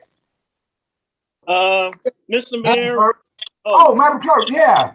We got some certification stuff going on. Yeah, I do have a report, so There I'd you like go. to. I'm going to start on a somber note and offer condolences to the family of Rosa Boss, who was a resident here in University Park almost as long as I've been here. She passed away last week. She was one of almost a founding member of our Senior Citizens Committee. And I know her kids and my daughter went to high school together. So that's how long she lived out here. So my condolences to her and her family. Just a couple of things I would like to make note of, and that is to those board members or department heads who have not filed your statement of economic interest. It must be filed by May 1st. Fine. Now, just so those incumbents who know, if you were successful and if you will be sworn in after May 1st, you do not have to file a new statement of economic interest. No, I'm sorry. You must file a new statement of economic interest. There you go. Yes. Also, it's official about 4:26 this afternoon. I got the actual certification from the Will County Clerk. I have not received the paper copy in the mail, but it will be forthcoming. I think this was 4:21 this afternoon, and it's confirmed the results that were published, the unofficial results that were published. There were no changes in the official numbers, so it's official. Karen L. Lewis, Janelle D. McFadden, and Theopolis Theo Brooks or elected as trustees for the Village of University Park. So I will be preparing the resolution prior to the swearing in. And Mr. Mayor, you can let us know when the next meeting is so that we can swear in and we can stop calling them trustee elects and start calling them trustees. Welcome aboard. Well, yeah, okay. I like to talk to Trustee Brooks and McFadden and Trustee Lewis, and we'll coordinate that date. It looks like a tentative date, May 6th, that Thursday, Madam Clerk. I would like to do a special meeting. May 5th. Is that? I don't have my calendar. Yeah, that is a Thursday. Okay, that's it. You had said May 5th. Okay. Okay. Well, so that would be the intentions.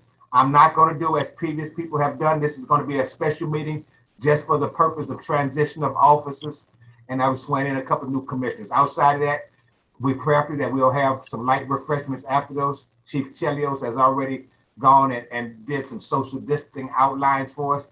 So now we can continuously move forward.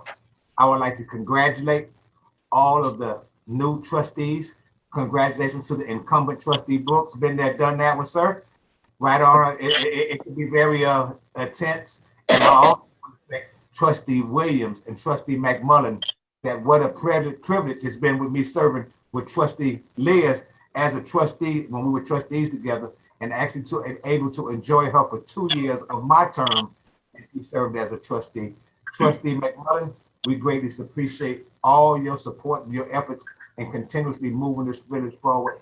And both of you guys' presence will be greatly missed, but your vote will be greatly felt in future generations to come. So thank you for everything that you've done. Yeah. All right. Good, thank you. I thank you. I have a And they comment. have one more meeting. 100% employment for the village. Okay. What'd you say, Dee? That our current, this board still has one more meeting because they will be there Right. to take action on May 5th. And then we go to See, Megan. this one. And okay, yes. Is that That's- a May 5th is a Wednesday and May Okay, 6th is a Thursday. So we got, you want it to 6, Mr. Mayor? Yes, ma'am, that Thursday, yes. May Okay, 6th. May I just want to correct the date to make sure that Thank one knew that the 6th is a Thursday. Okay, special meeting. And that's gonna be at the Yes, yes. golf club. Okay. Okay. So, Trustee report. Okay. Thank you, Mayor, Board of Trustees. Tonight, for the record, Madam Clerk, write big word, aqua water. Because I know I'm giving my report, aqua water. Okay. This week we did not meet. There was no reason to meet. Like I said, we are in a wind down stage where everything is mostly litigation and talking among attorneys.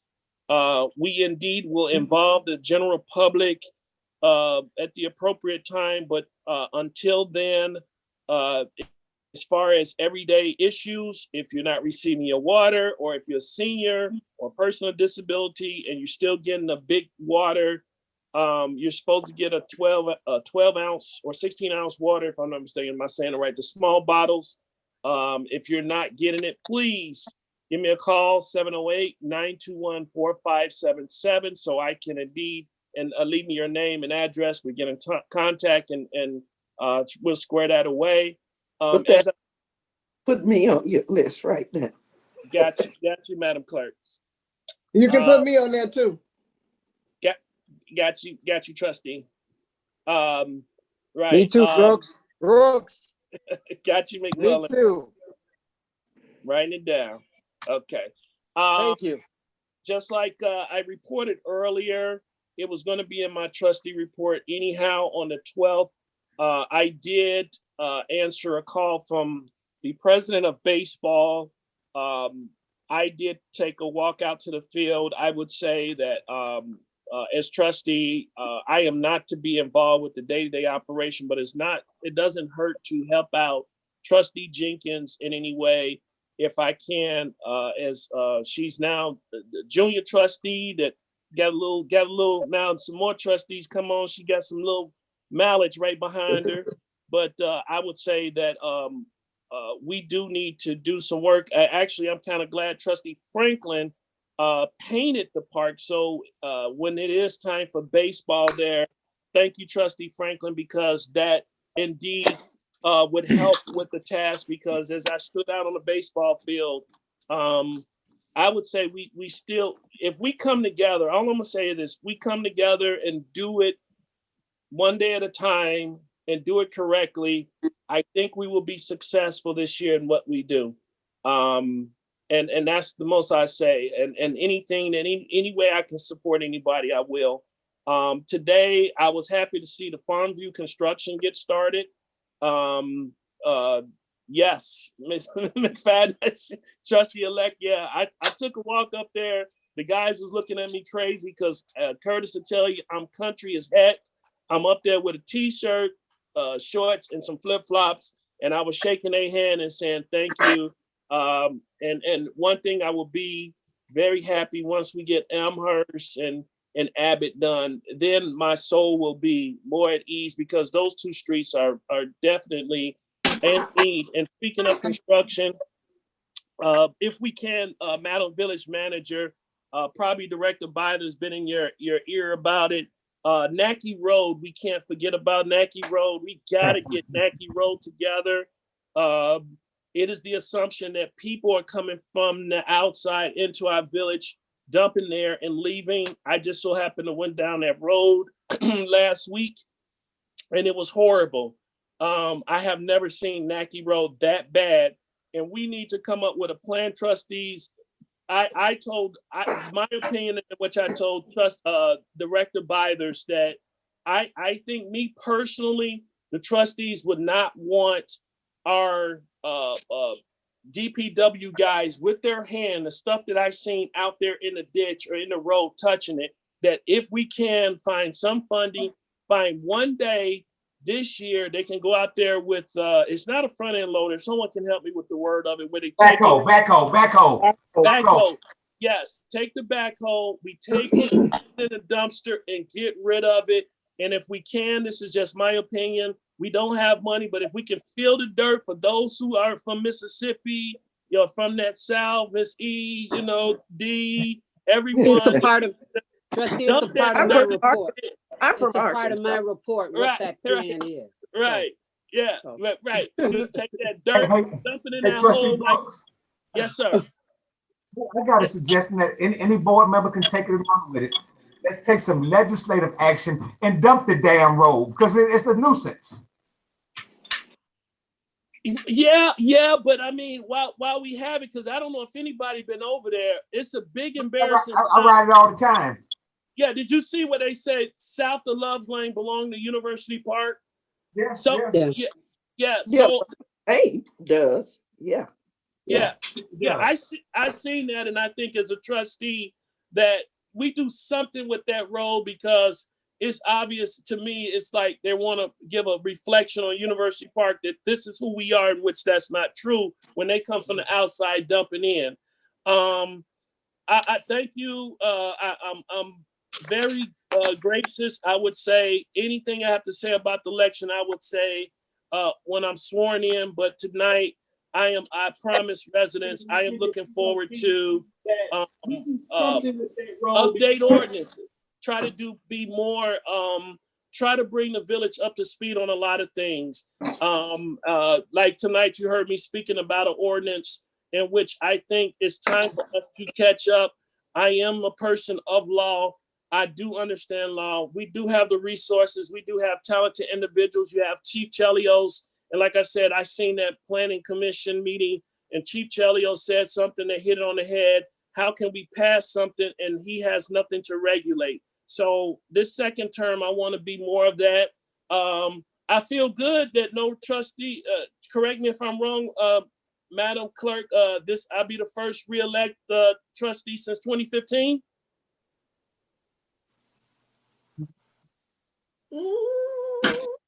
There was no re-elect in 17 and no re-elect in 19. So I think. Yes, you're right.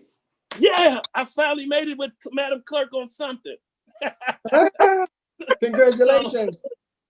So I feel good, and I really thank those residents. I am very humble about it. In which I want to move into, this is the last regular board meeting where on trustee comments, I want to say two people in particular. Trustee Liz Williams, in 2017, I got to know you even more. It was beautiful to hold hands with you on 4/4/17. And from there, we inherited a great time that the board was changing.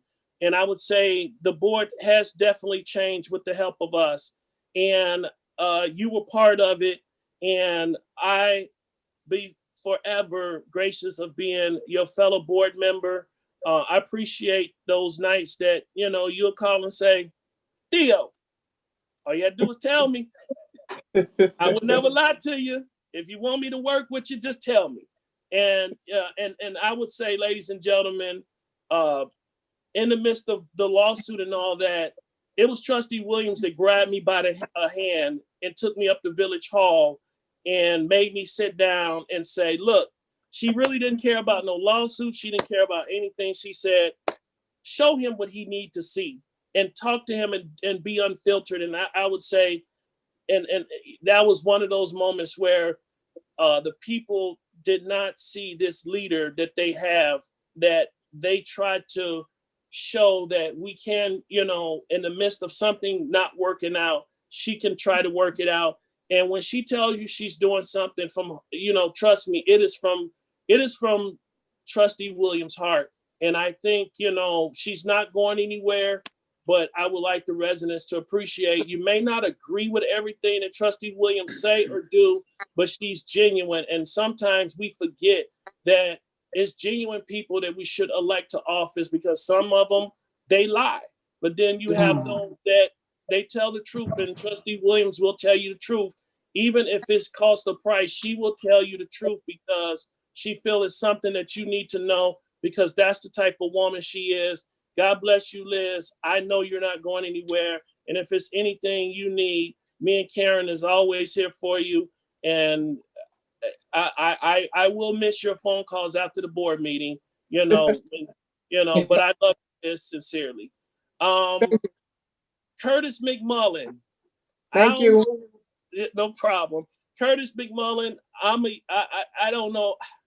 How can I say something without, I'm going to tell people this. On election day, it was a low turnout, but at about 6:30, Trustee McMullen called me and he said, hey, bro, I'm going to say something to you. I'm not worried about you getting in because of who you are and what you have done and your heart for this village. And Curtis had gave me about 20 minutes of stuff that I told Karen, I said, babe, Curtis almost had me crying on the phone. He told me he loved me. And I mean, when he said it, Curtis was very genuine. And let me say something about Curtis. 4 years ago, this man came to my door and said, what do you want to do?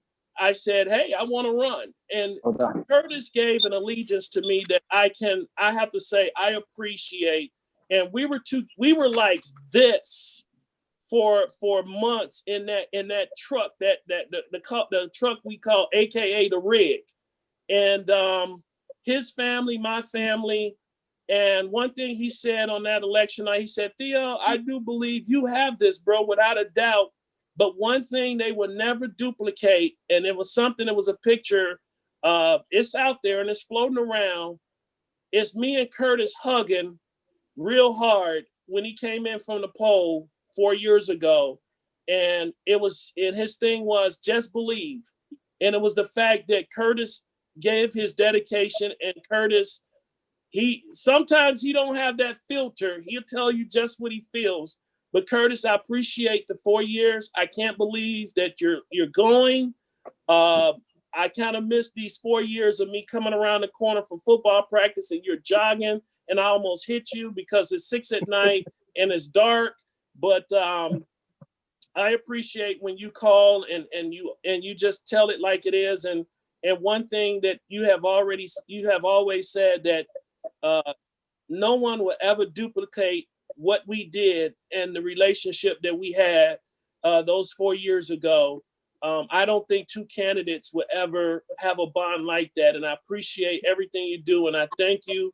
And I hate that you want to go to a sunnier place, but we'll talk more offline. But I want the public to know how good your heart is and the friends that we developed over the 4 years. Well, actually, during those 4 months, actually, that, it was unbelievable. So Curtis McMullen, thank you for what you have done. And even when he did not agree what Curtis did, and it's the same way with Les. And I think we are at this point in this village and with this board, and that's what we all keep preaching. we all can learn to disagree and not hate either. And I am so sick and tired of what was in the past. And that was one of the things that people told us 4 years ago. And I would say right now, it's not like that anymore. I mean, you should not hate your chair or the mayor or the fellow board member. It just should not be like that. It should be that we all get along and try to move this village forward. And I honestly believe that these next 4 years, even though these two individuals are gone, I would say that a piece of them will be with me. I will always leave the magnet on this big magnet of being Curtis on my refrigerator, you know, and the picture of you, me, and Liz 4 years ago, holding hands. And actually, Curtis, that was the one you sent me where we back to back and standing with Liz. So I love the both of you, and thank you so much for being my fellow colleagues on the board. Okay. Thank you. I thank you very much. And I'm gonna go ahead and I got one that's gonna be really short, but to the point. I appreciate you. I appreciate you, Trustee Theo Brooks. The help that you did for this village was very, very needed. The things that you dug into to get down deep to was needed. You did it, and congratulations on that. Okay, because you did a good job. I also want to say congratulations. Well, not congratulations. I'm talking to Curtis now. Curtis, I think that you did a good job here too.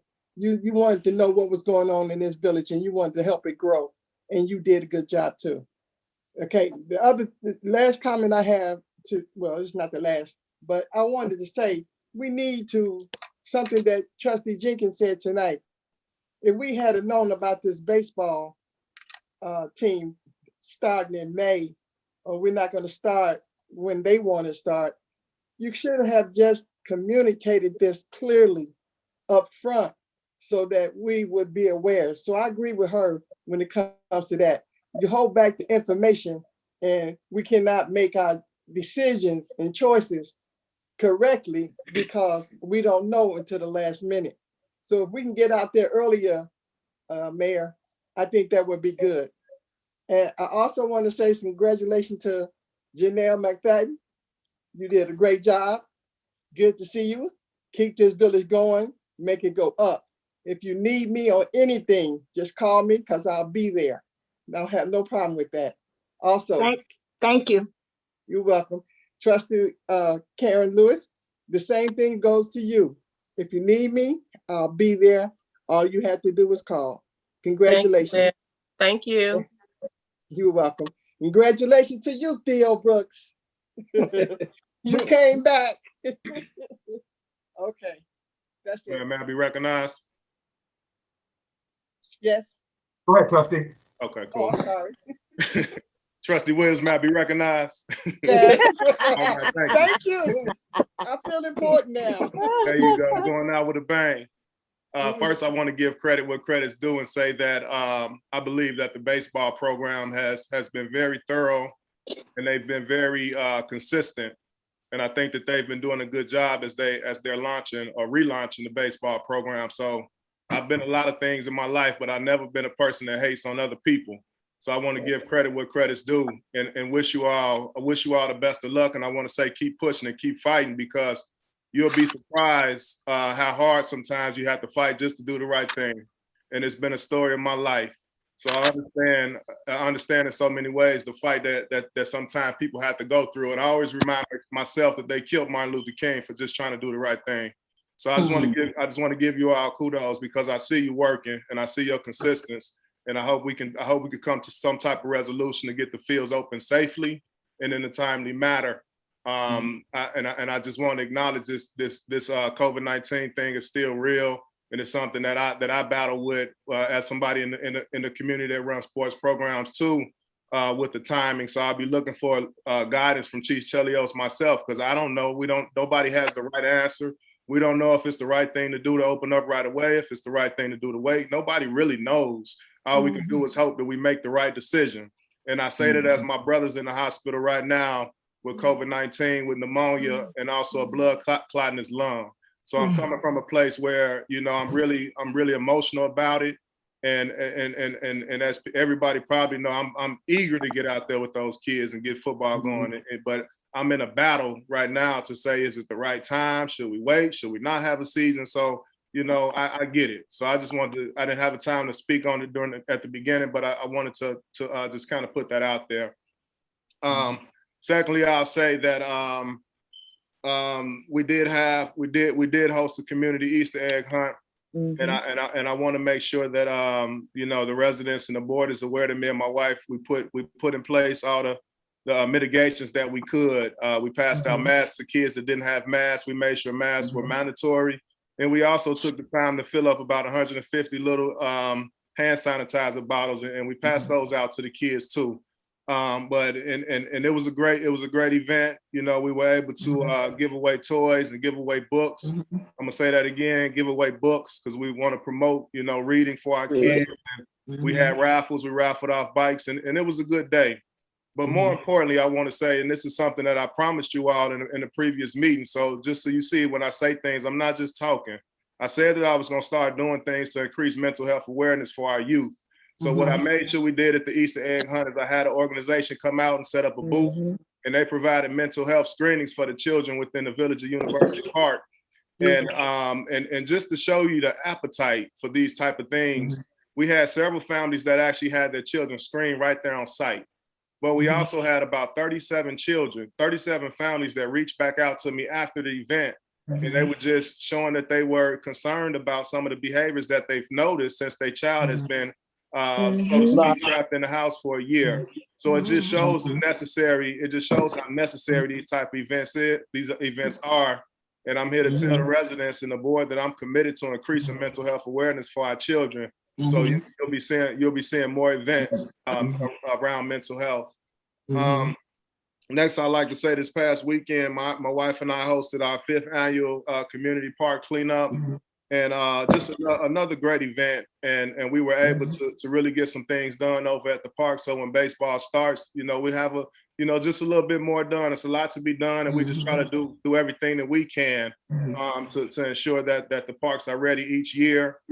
This is the 5th time that we've done it, and I just want to thank all the volunteers that came out. We were able to get the dugouts painted and get weeds pulled up, and the glass in the parking lot that just seems to come back every day. As soon as you clean it up, there's more glass out there. But we do what we can, and I thank the baseball organization for being out there and going hard, and that's what it takes. You know, it's going to be a fight. But we all got to keep fighting for our kids, and we can't take no for an answer. So I just thankful for all the volunteers. Special thanks for Miss Keeley coming out and bringing her crew out. She's always supportive, and Deborah Stroud, and just, you know, we had senior citizens all the way down to babies out there helping out, and just thankful for that.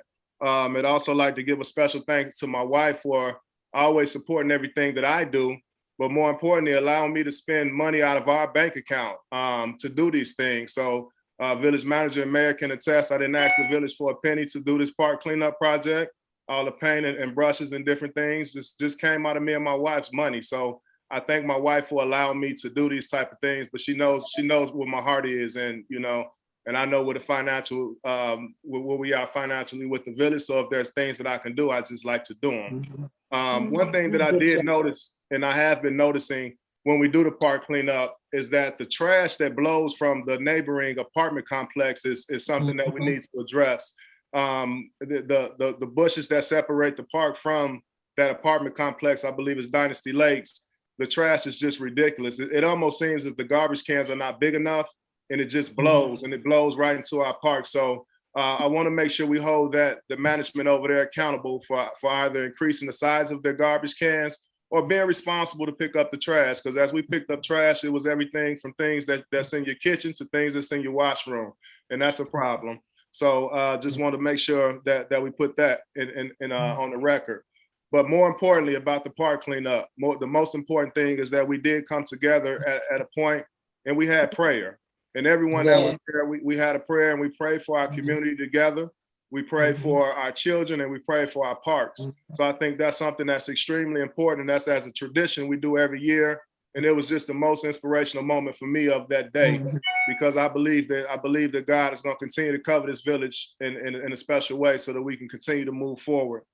And finally, I would like to say, with all the things that are going on in the news related to the police and our black and brown children in the community and men, I just feel compelled to do something for University Park. So through my non-for-profit organization, I'm going to be partnering with Chief Wilson to host a teen and police forum where the teens will be able to come together with the police, and this will be virtual, with the chief of police and some other officers, and just have some real intentional conversations and dialogue around how they should react if they're pulled over, whether they're walking or driving, or just to have conversations on a humanistic level with police, because the news, you see things in the news, and our children they don't know how to react. They don't know how, if they should trust the police. They don't know if it's okay.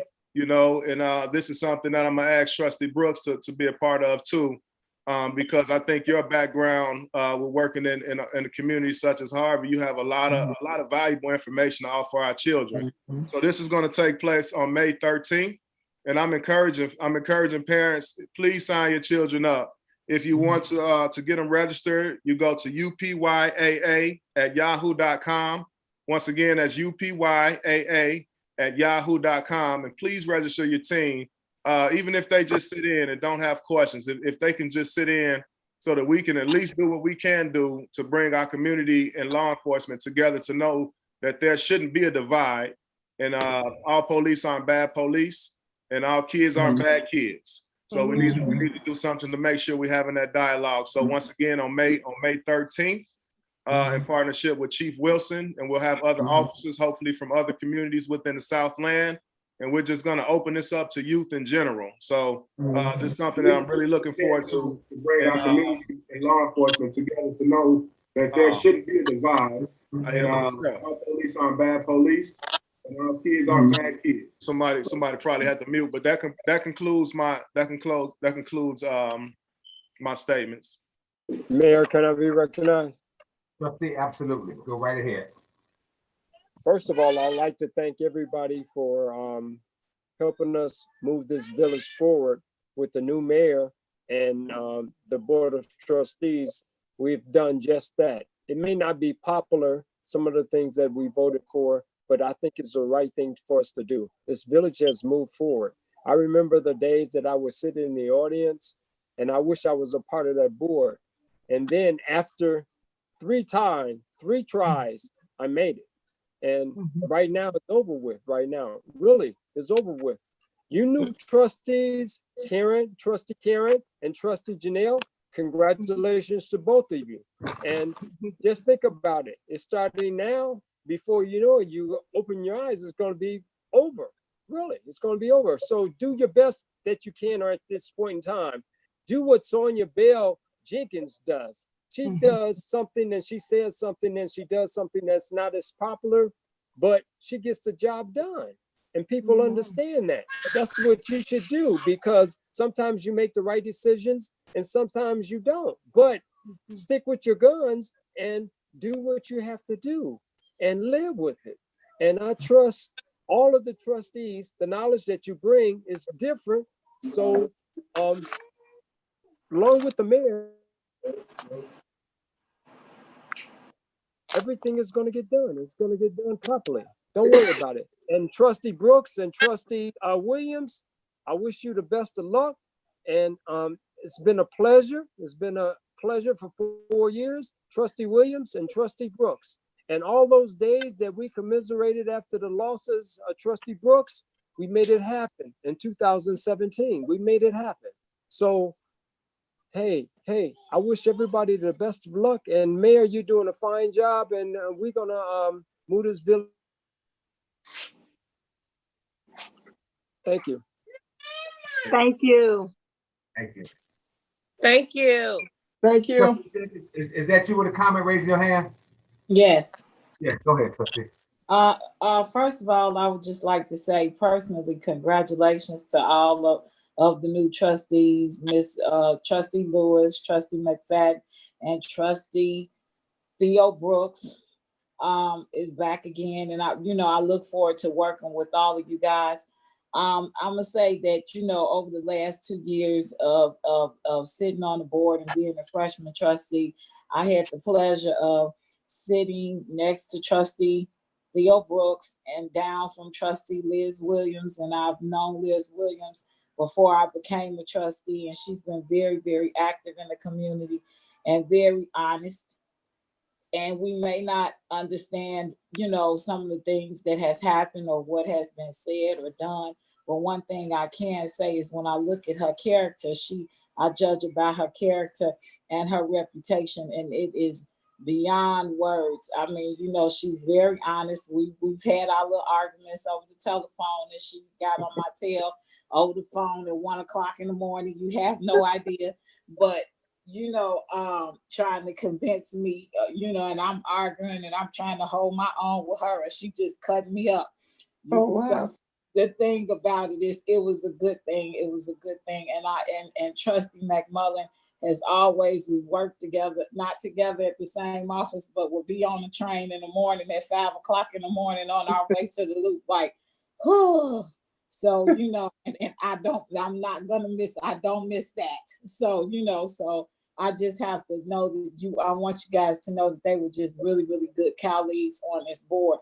When it comes to Trustee Tutu Franklin, when we ran for office and when we started this process, the first thing that we did at 5 o'clock in the morning, 6 o'clock in the morning before the polls opened, is, people don't know this, and this is a private moment I'm gonna share, is that we stood together, held hands, and prayed.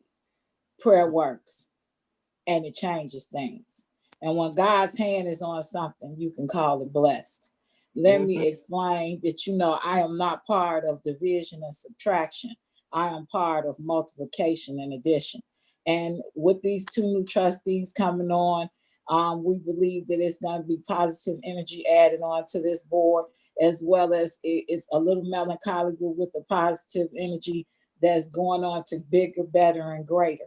And so the baseball, Coach Tutu has supported us with this baseball organization, and it is a hard fight, and I am up for it, and I'm going to continuously do it. When I say what I'm going to do, I do it.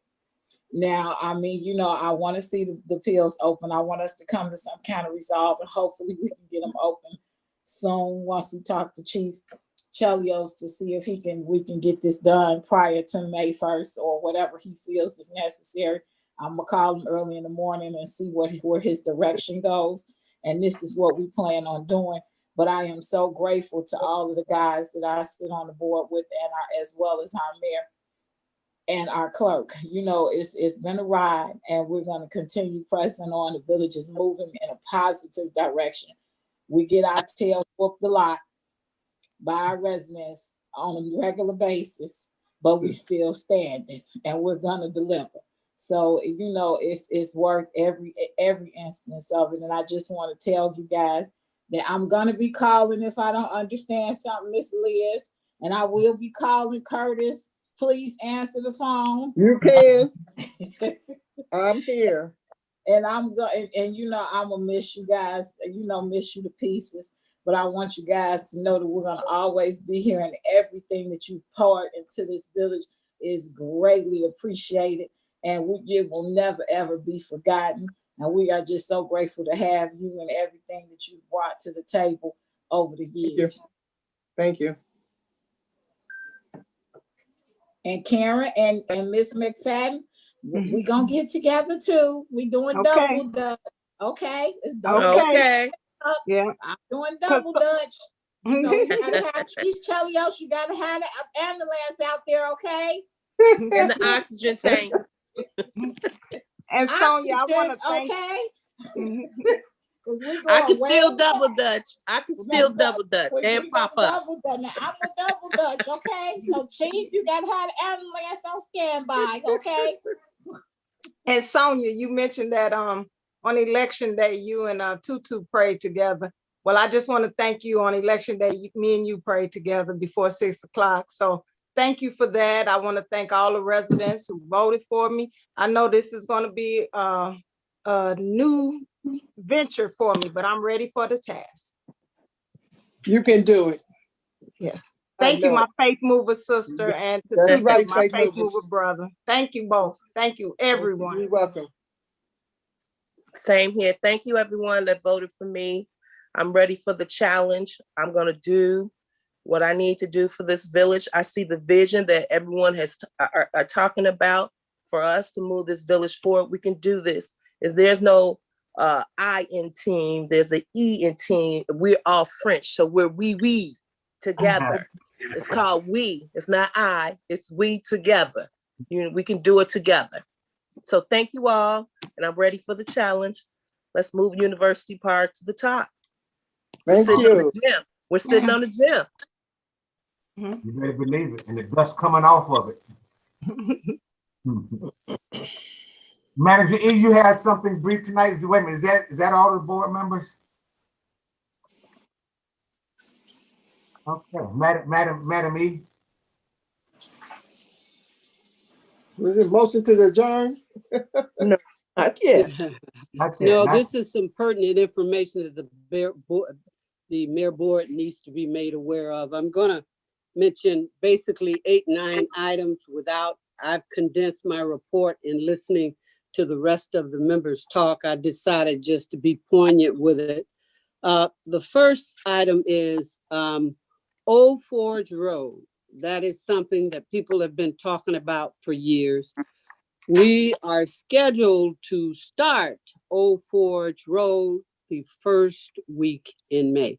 We're doing the sewer there's a major sewer pipe in back of some, we call the residents, we just call it the Old Forge Road project. We're going to be installing a 6-inch pipe there and deal with the installation of 4 what we call yard drains and with some existing basins there. We're also going to be removing excessive soil from the site. And if in order to get to the drainage, if we have to cut up the sidewalks, we're going to go back and we're going to repair that. We're going to alleviate that standing water that has been there for many, many moons. It's been attempted to be rectified, but it was never a completed job. The only thing we were waiting on, and we sent the engineer out today, there were 2 houses we had to get a verbal commitment. We've given them written in terms of schematics and signature, but we had to get 2 additional verbal move forwards. And we're going to have the engineer from Intero as a last ditch effort to go out tomorrow so that we can do that. But we're due to start that in the first week in May. We're ready to do that. In addition, today was the startup of Farmview Road. Iroquois, if you recall, was the contractor. They were also the contractor that did the walking multi-path center that ran from Kedzie West to Western Avenue, the south side of University Parkway. They're the same contractor. They were, in fact, the lowest bidder on this contract. So they were out there today. I took the engineer and myself. We went out there to progressively look at their start, the materials, the equipment, and in accordance with their benchmarks. But we're actually resurfacing the street. We wanted to do the curve and the sewer replacement. That would have been an additional $120,000. That was an approximate amount given. We did not have that in the budget, but that does not stop anything. I am moving forward to additionally try to seek funds to get that where we can go back and complete the job at a later date and do the curving, but at least the street resurfacing will be done from Black Hawk West all the way east to Amherst, the circle round to Amherst. So those are the plans for that street. Now, what we're going to do with that, and Trustee Brooks mentioned or alluded to something as he discussed Nacky Road, we're going to take the grinding from there. We're recycling it. We're taking probably about 150 yards. We're going to stockpile it in the Public Works Department. The Public Works are going to use their backhoe and the trucks, their dump trucks, to in fact transport that over to the major holes in Nacky Road. And I've been over to Nacky Road for some time, especially after we had gotten notification from Will County that they will be sanctioning us financially in terms of issuing fines to the village if we didn't move forward to try to rectify that situation. So Public Works, the Director of Public Works had been out very ill as a result of his second vaccination. And we only have 3 people that are currently working in Public Works, between workers' comp, the illness, and other kinds of situation with Public Works. We have 3 people working in Public Works, and those 3 people have been scattered out. Our Director of Public Works was out today doing street sweeping, driving the street sweeper, University Parkway. So everybody of the 3 people that are there working have a job and they are working. I wish we could do more at this point, but we're not. I'm asking for something in the budget to compensate for that, but that discussion comes in the May meetings when we start discussing the budget, and you'll see the strategy for that. I don't want to get into that today, but Nacky Road, we're going to take that, we're going to fill those holes, and we're going to cover it with asphalt covering. That's one way of temporarily rectifying that. And mind you, there are a few craters in that street that if anybody went probably more than a mile an hour, that will mess up their shocks, their tires, and everything. And if you try to dip further to the east, there are some metal coils coming out the road and it will puncture your tire. So we've gone to A on the southern side to Z on the northern side, and we realize the roads. In addition to, there are substantial dumping. There has been some cleanups, but it's like that road is being used as a dump. And it's not necessarily coming from residents of University Park.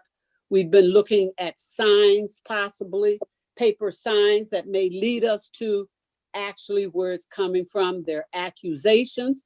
We can only make assumptions at this portion of the investigation. It may be great assumptions, but it's just what it is. It's an assumption. So what we're doing dumpsters, we're using backhoes, and we're getting the couches. There are full couches. There are parts, there are stoves. I have taken pictures, both sides of the roads, the type of equipment and everything, and that's being combined. I'm taking thoroughly before pictures, and we're going to take some after pictures, and it'll be the time that we complete that process, I will show the mayor board actually what has transpired, so you can actually see what has taken place on Nacky Road. The other thing is,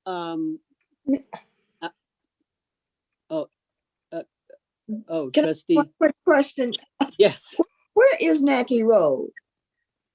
Let me tell you the best way to go to Nacky Road. To me, if you use Armstead and take Armstead all the way east, it intersects Nacky Road, which is the farmost eastern border of the village.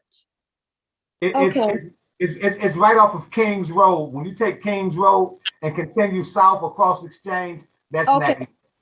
Okay. Thank you. I haven't seen that road. Thank you. Armstead seems to be the best way to come because that's where most of the junk is found. But anyway, the point, and it's hidden. It's so hidden. People can come up during the night. Anyway, let's talk about Regal Farm. Regal Farm is the next project. After tonight's meeting, the contractor, Talbert's Roofing, will be ordering materials for Regal Farm, the main building, the historically preserved building, and materials for Fire Station number 2. And it will probably take about 2 weeks before they get all that materials back. We have a schedule. We had a comprehensive walkthrough of all the contractors involved in Regal Farm, remediation over at Fire Station number 2, the windows, Regal Farm, the windows fire station. We had all the contractors one morning on a Thursday, 9 a.m. My days are merging. I don't remember which day, but I think it was sometime last week. And we met in the fire departments over on Central on Fire Station number 2. We went over who had to do what based on what schedule, but it was all contingent on the ordering and setup for the trailer for the fire station. The trailer is the trailer that has to be occupied by the fire department after they are vacated from Fire Station number 2, because when you start dealing with mold remediation, it becomes a health issue. So they will be located in that trailer for probably a maximum of 2 months. We have a very strict schedule. Once we start this, we're going to go boom, boom, boom. The contractors are working very good together.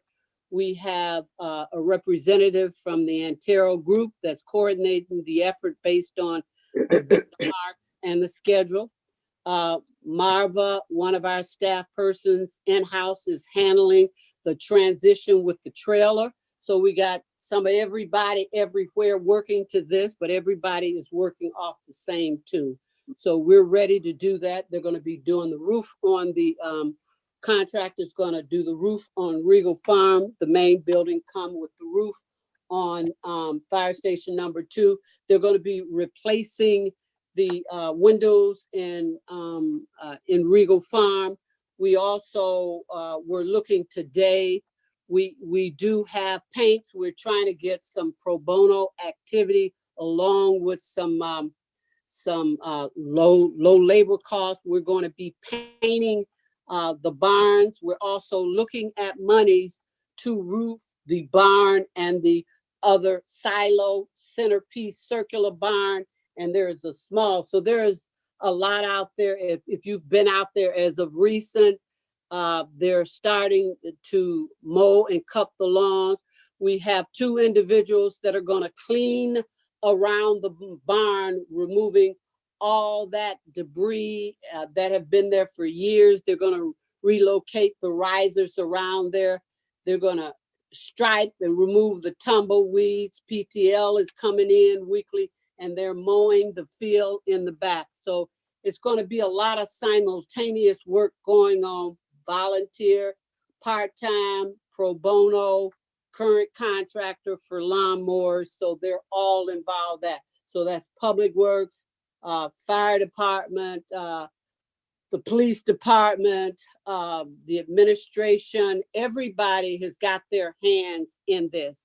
And we meet regularly discussing this as well. The next item that we're going to talk about is I'm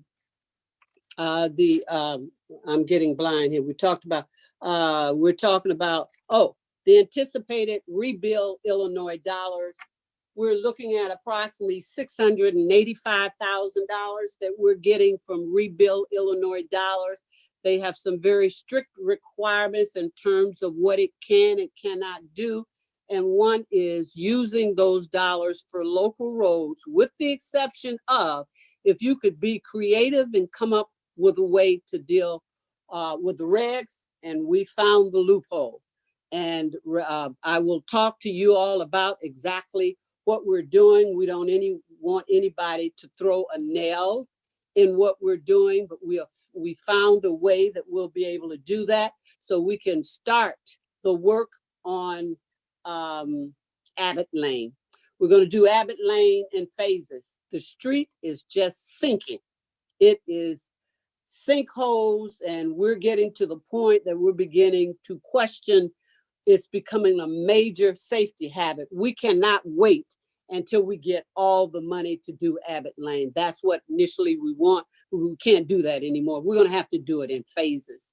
And so that's what we're proposing now to do Abbott Lane in phases. We're also looking at some money from Amherst. So Abbott Lane, Amherst, Union, that's what we're looking at as well. But in the meantime, we're going to have to look at partial money for Blackhawk.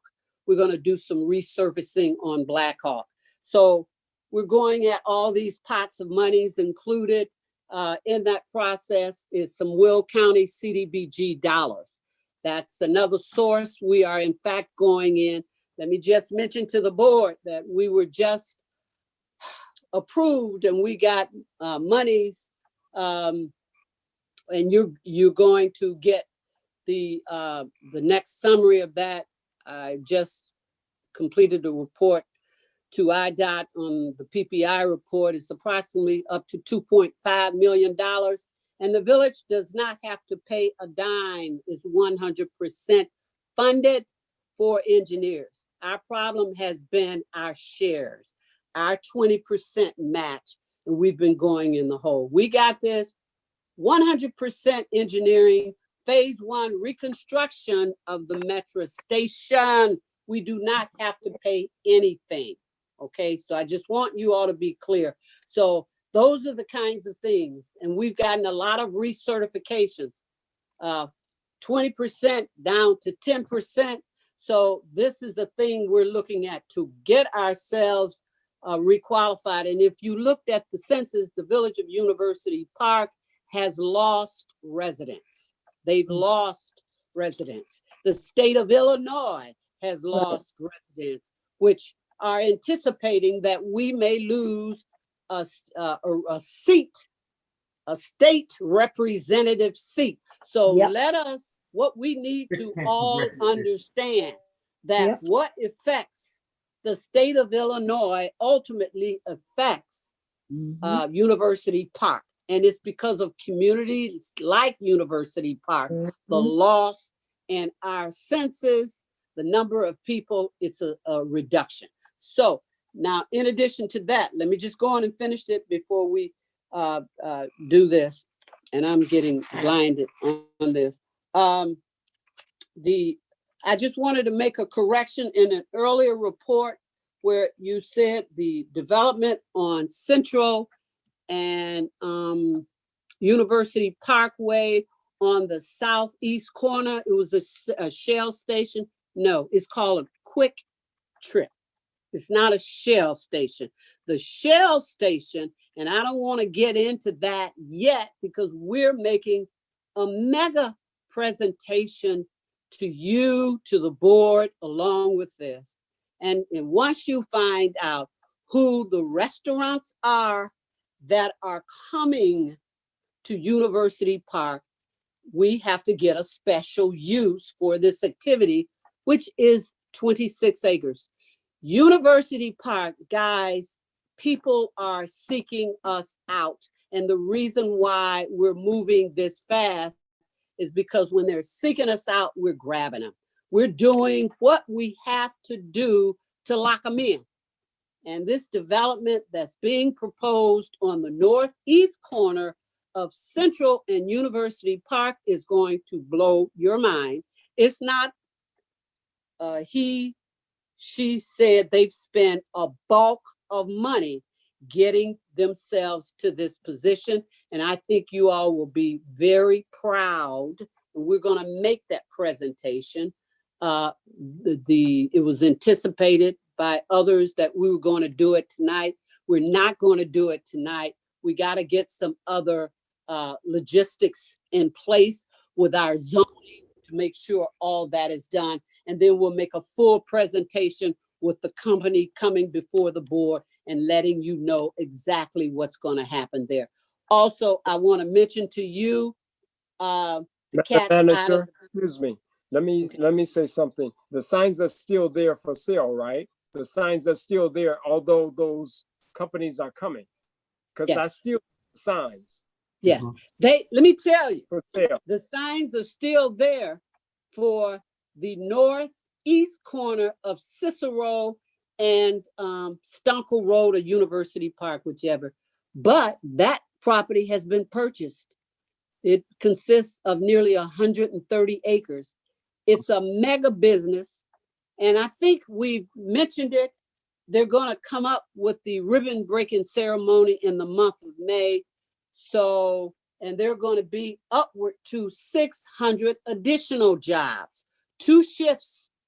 So we're looking at those, and we're looking at Amazon. But let me tell you, it's hard to get people, even with this $1,500 bonus, to sign on to Amazon from University Park. Every day, notification go out to someone. We got working with organizations. We're trying to get people to sign up. They call me, I send it, it's online, we got it posted. We have meetings, it's on our website. We have mayors and managers, we have South Suburban, we have everybody. It's on the radio too now, Ms. E. Yes, it is. Yes, it's on the radio now. Yes. I hear that every day. I hear that every day. WVON. $100 side. Yes. Mhm. 107. We And a have been signing bonus. Yes, Yes. yes, $1,500. Mhm. Yes. We can't get, it's this, some things folks are having in their hands now that additional dollars coming with unemployment.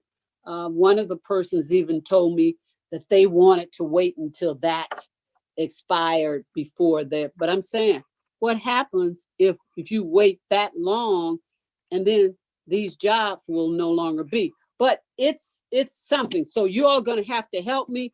Just call me and I'll give you the link. Send it right to your phone. In fact, I'm gonna do that tomorrow, trustee, to all of you all.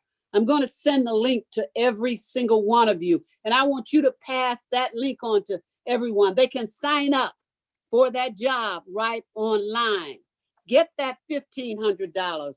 Get day one starts 100% coverage for, they get insurance coverage day one, not waiting 30 days.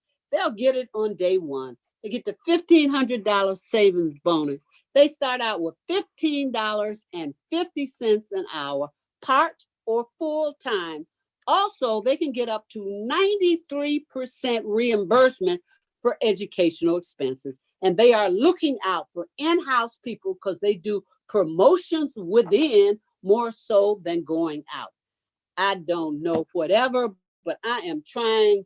I'm sounding like a broken record. I know you understand that, but it's like Maynard G. Krebs used to say, if you remember Dobie Gillis used to say, help. Well, that's what I need. I need help. I need for you all to help me advocate this and get this out. Let me go on and finish my report. I'm sorry, Mayor, for taking so long. Okay. Also, the final thing is,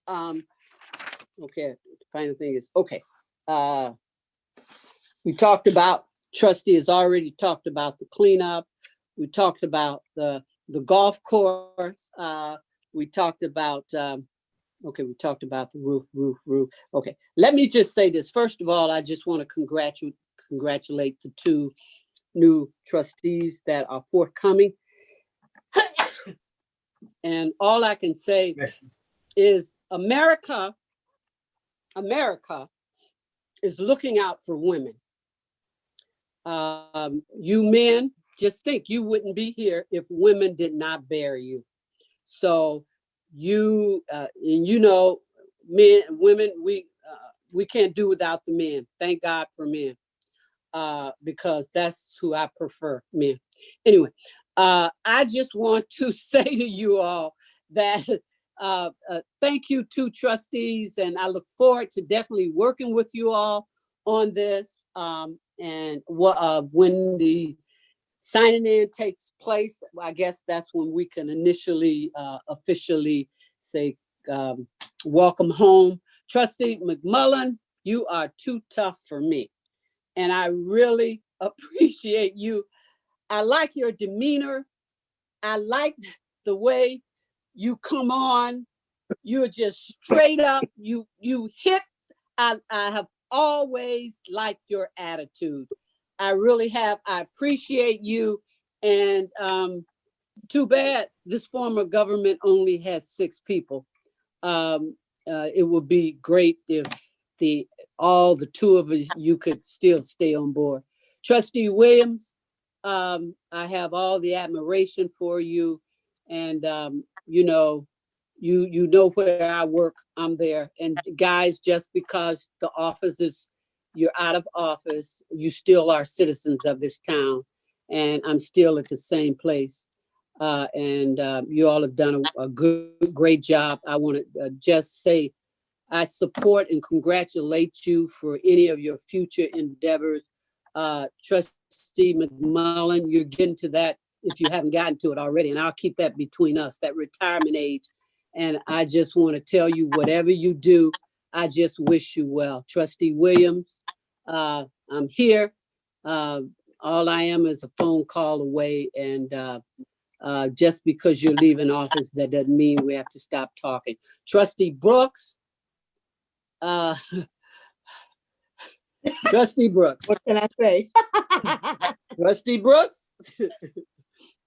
Okay, Trustee we got Brooks, it. This say is his a name. new day, a new time. This Aqua, we're gonna get to the bottom of all of this. I was a little confused when I heard, because I've been at every board meeting that has been since I've been here, and I've always heard you give that report. So when I heard that, maybe members of citizens just weren't at those meetings and they just didn't hear it. But last week, just to further, that website was hacked. It was hacked. That's right. It was hacked.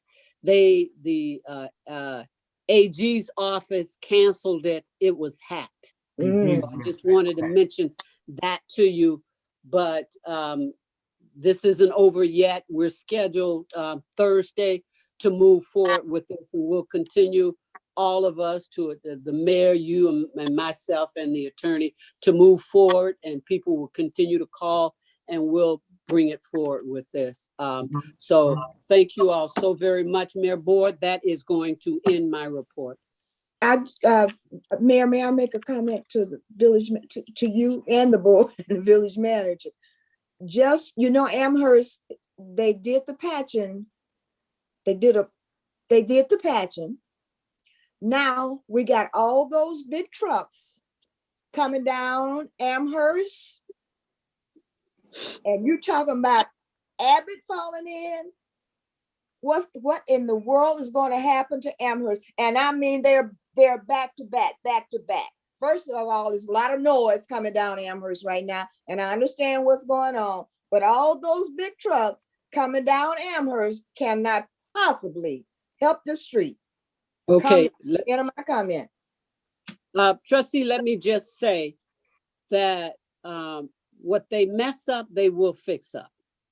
Well, that's the whole street. I'm talking about Amherst, because they're using. Me too. Yeah, they're using Olmsted, they're using Elmhurst, they're using Abbott, they're using all of that over there. Sometimes, and it's a traffic jam. It's a traffic jam because I apologize. I thought they were all coming down Amherst, but they're no, coming, because that was my other question. Are there any other streets that they can use as well? Oh yeah. Because, like you say, it's a darn near traffic jam here on Amherst now. Yes. Okay. So you I have over a there question. too, Theo? Okay. I have a question. Yes, ma'am. Miss E, I know you mentioned Nacky Road, but if you take Burnham all the way down to the end and go west, that road has garbage on it too. I noticed that when I was running for election. I mean, for trustee. It's horrible. So I don't know about the other roads you mentioned, but that road needs to be cleaned as well. Listen, I was talking to Trustee Williams because we pulled some of the garbage, but Monday I went out there at Cityscape. It's sometimes it's just something. It's like some of this stuff is almost intentional. I was in the truck with a public works employee in the white truck, and the truck right in front of us, they just dump out. And I have a habit of getting out of my car, parking the car, and with my gloves, taking garbage and putting in the back of the I do it all the time. Well, you stop that because you don't know what you're picking up. I know, trustee, it's hard to teach old Well, dogs new tricks. I I know. know that. But, and Faithful, I've honey. been also out picking up some of these signs. The campaign signs, the yes signs are still out there. Public Works has been out too. But sometimes you look up and say, oh, I thought I had gotten them all. They're all over. So when people see that, what I would suggest they do, call into Public Works or call in me. I can't always get my calls, but the 235-4813 numbers, I have gotten it down. I had like 223 messages. I have 7 messages now. So I've been going in, following up and doing the messages. So I say, and between the 2 phones, ring, coming in, I do whatever, but I got a schedule. I went out with a Public Works director and by myself, got a list, every street based on our zoning map. I got every tree. There have been some misinformation of the number of trees, but everybody's got their opinion. The most important thing is what the village has got that's accurate. It's got this accurate. We got every ill tree. And a lot of people see certain trees and they may say that needs to be cut down, but you have to see that there's some death in a tree. That tree may still be vital. According to motor fuel tax, if we're using motor fuel tax dollars, they have specific regulations of the types of trees. And let me mention, we were due last week to start on cutting trees. Mr. Byther was off seriously ill. And secondly, the chipper has been in the shop. The chipper supposed to be out of the shop by Thursday or Friday this week. We're just making the transition. Some of that equipment in Public Works is as old as Methuselah. And we're making transitions to the newer equipment when we can get monies and available. So all I can say is alert me and I'll get it wherever I can get it, whatever. So I will stop at this point, and Mayor Board, I'll end my report. Ms. E, thank you for that report. We appreciate you. Keep up the good work. Thank you. Thank you very much. Does everybody get a cup full on the direction that we're going? Thank you for your patience. Thank you for a very thorough report, Madam Manager. Madam Clerk. Unmute.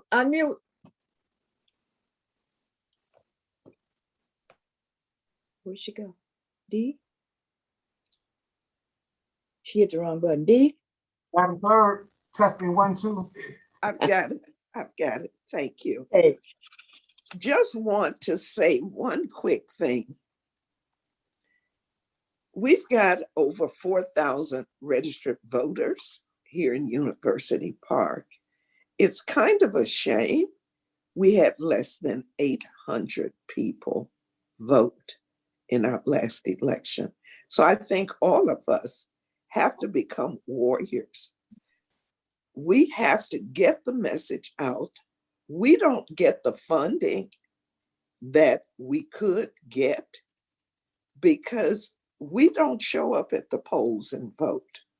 So let's start educating our people, whoever we talk to, of the importance, and we must drive it home. Their votes are not lost, but their votes are valuable, and to stop leaving their power at home by not going to the polls and vote.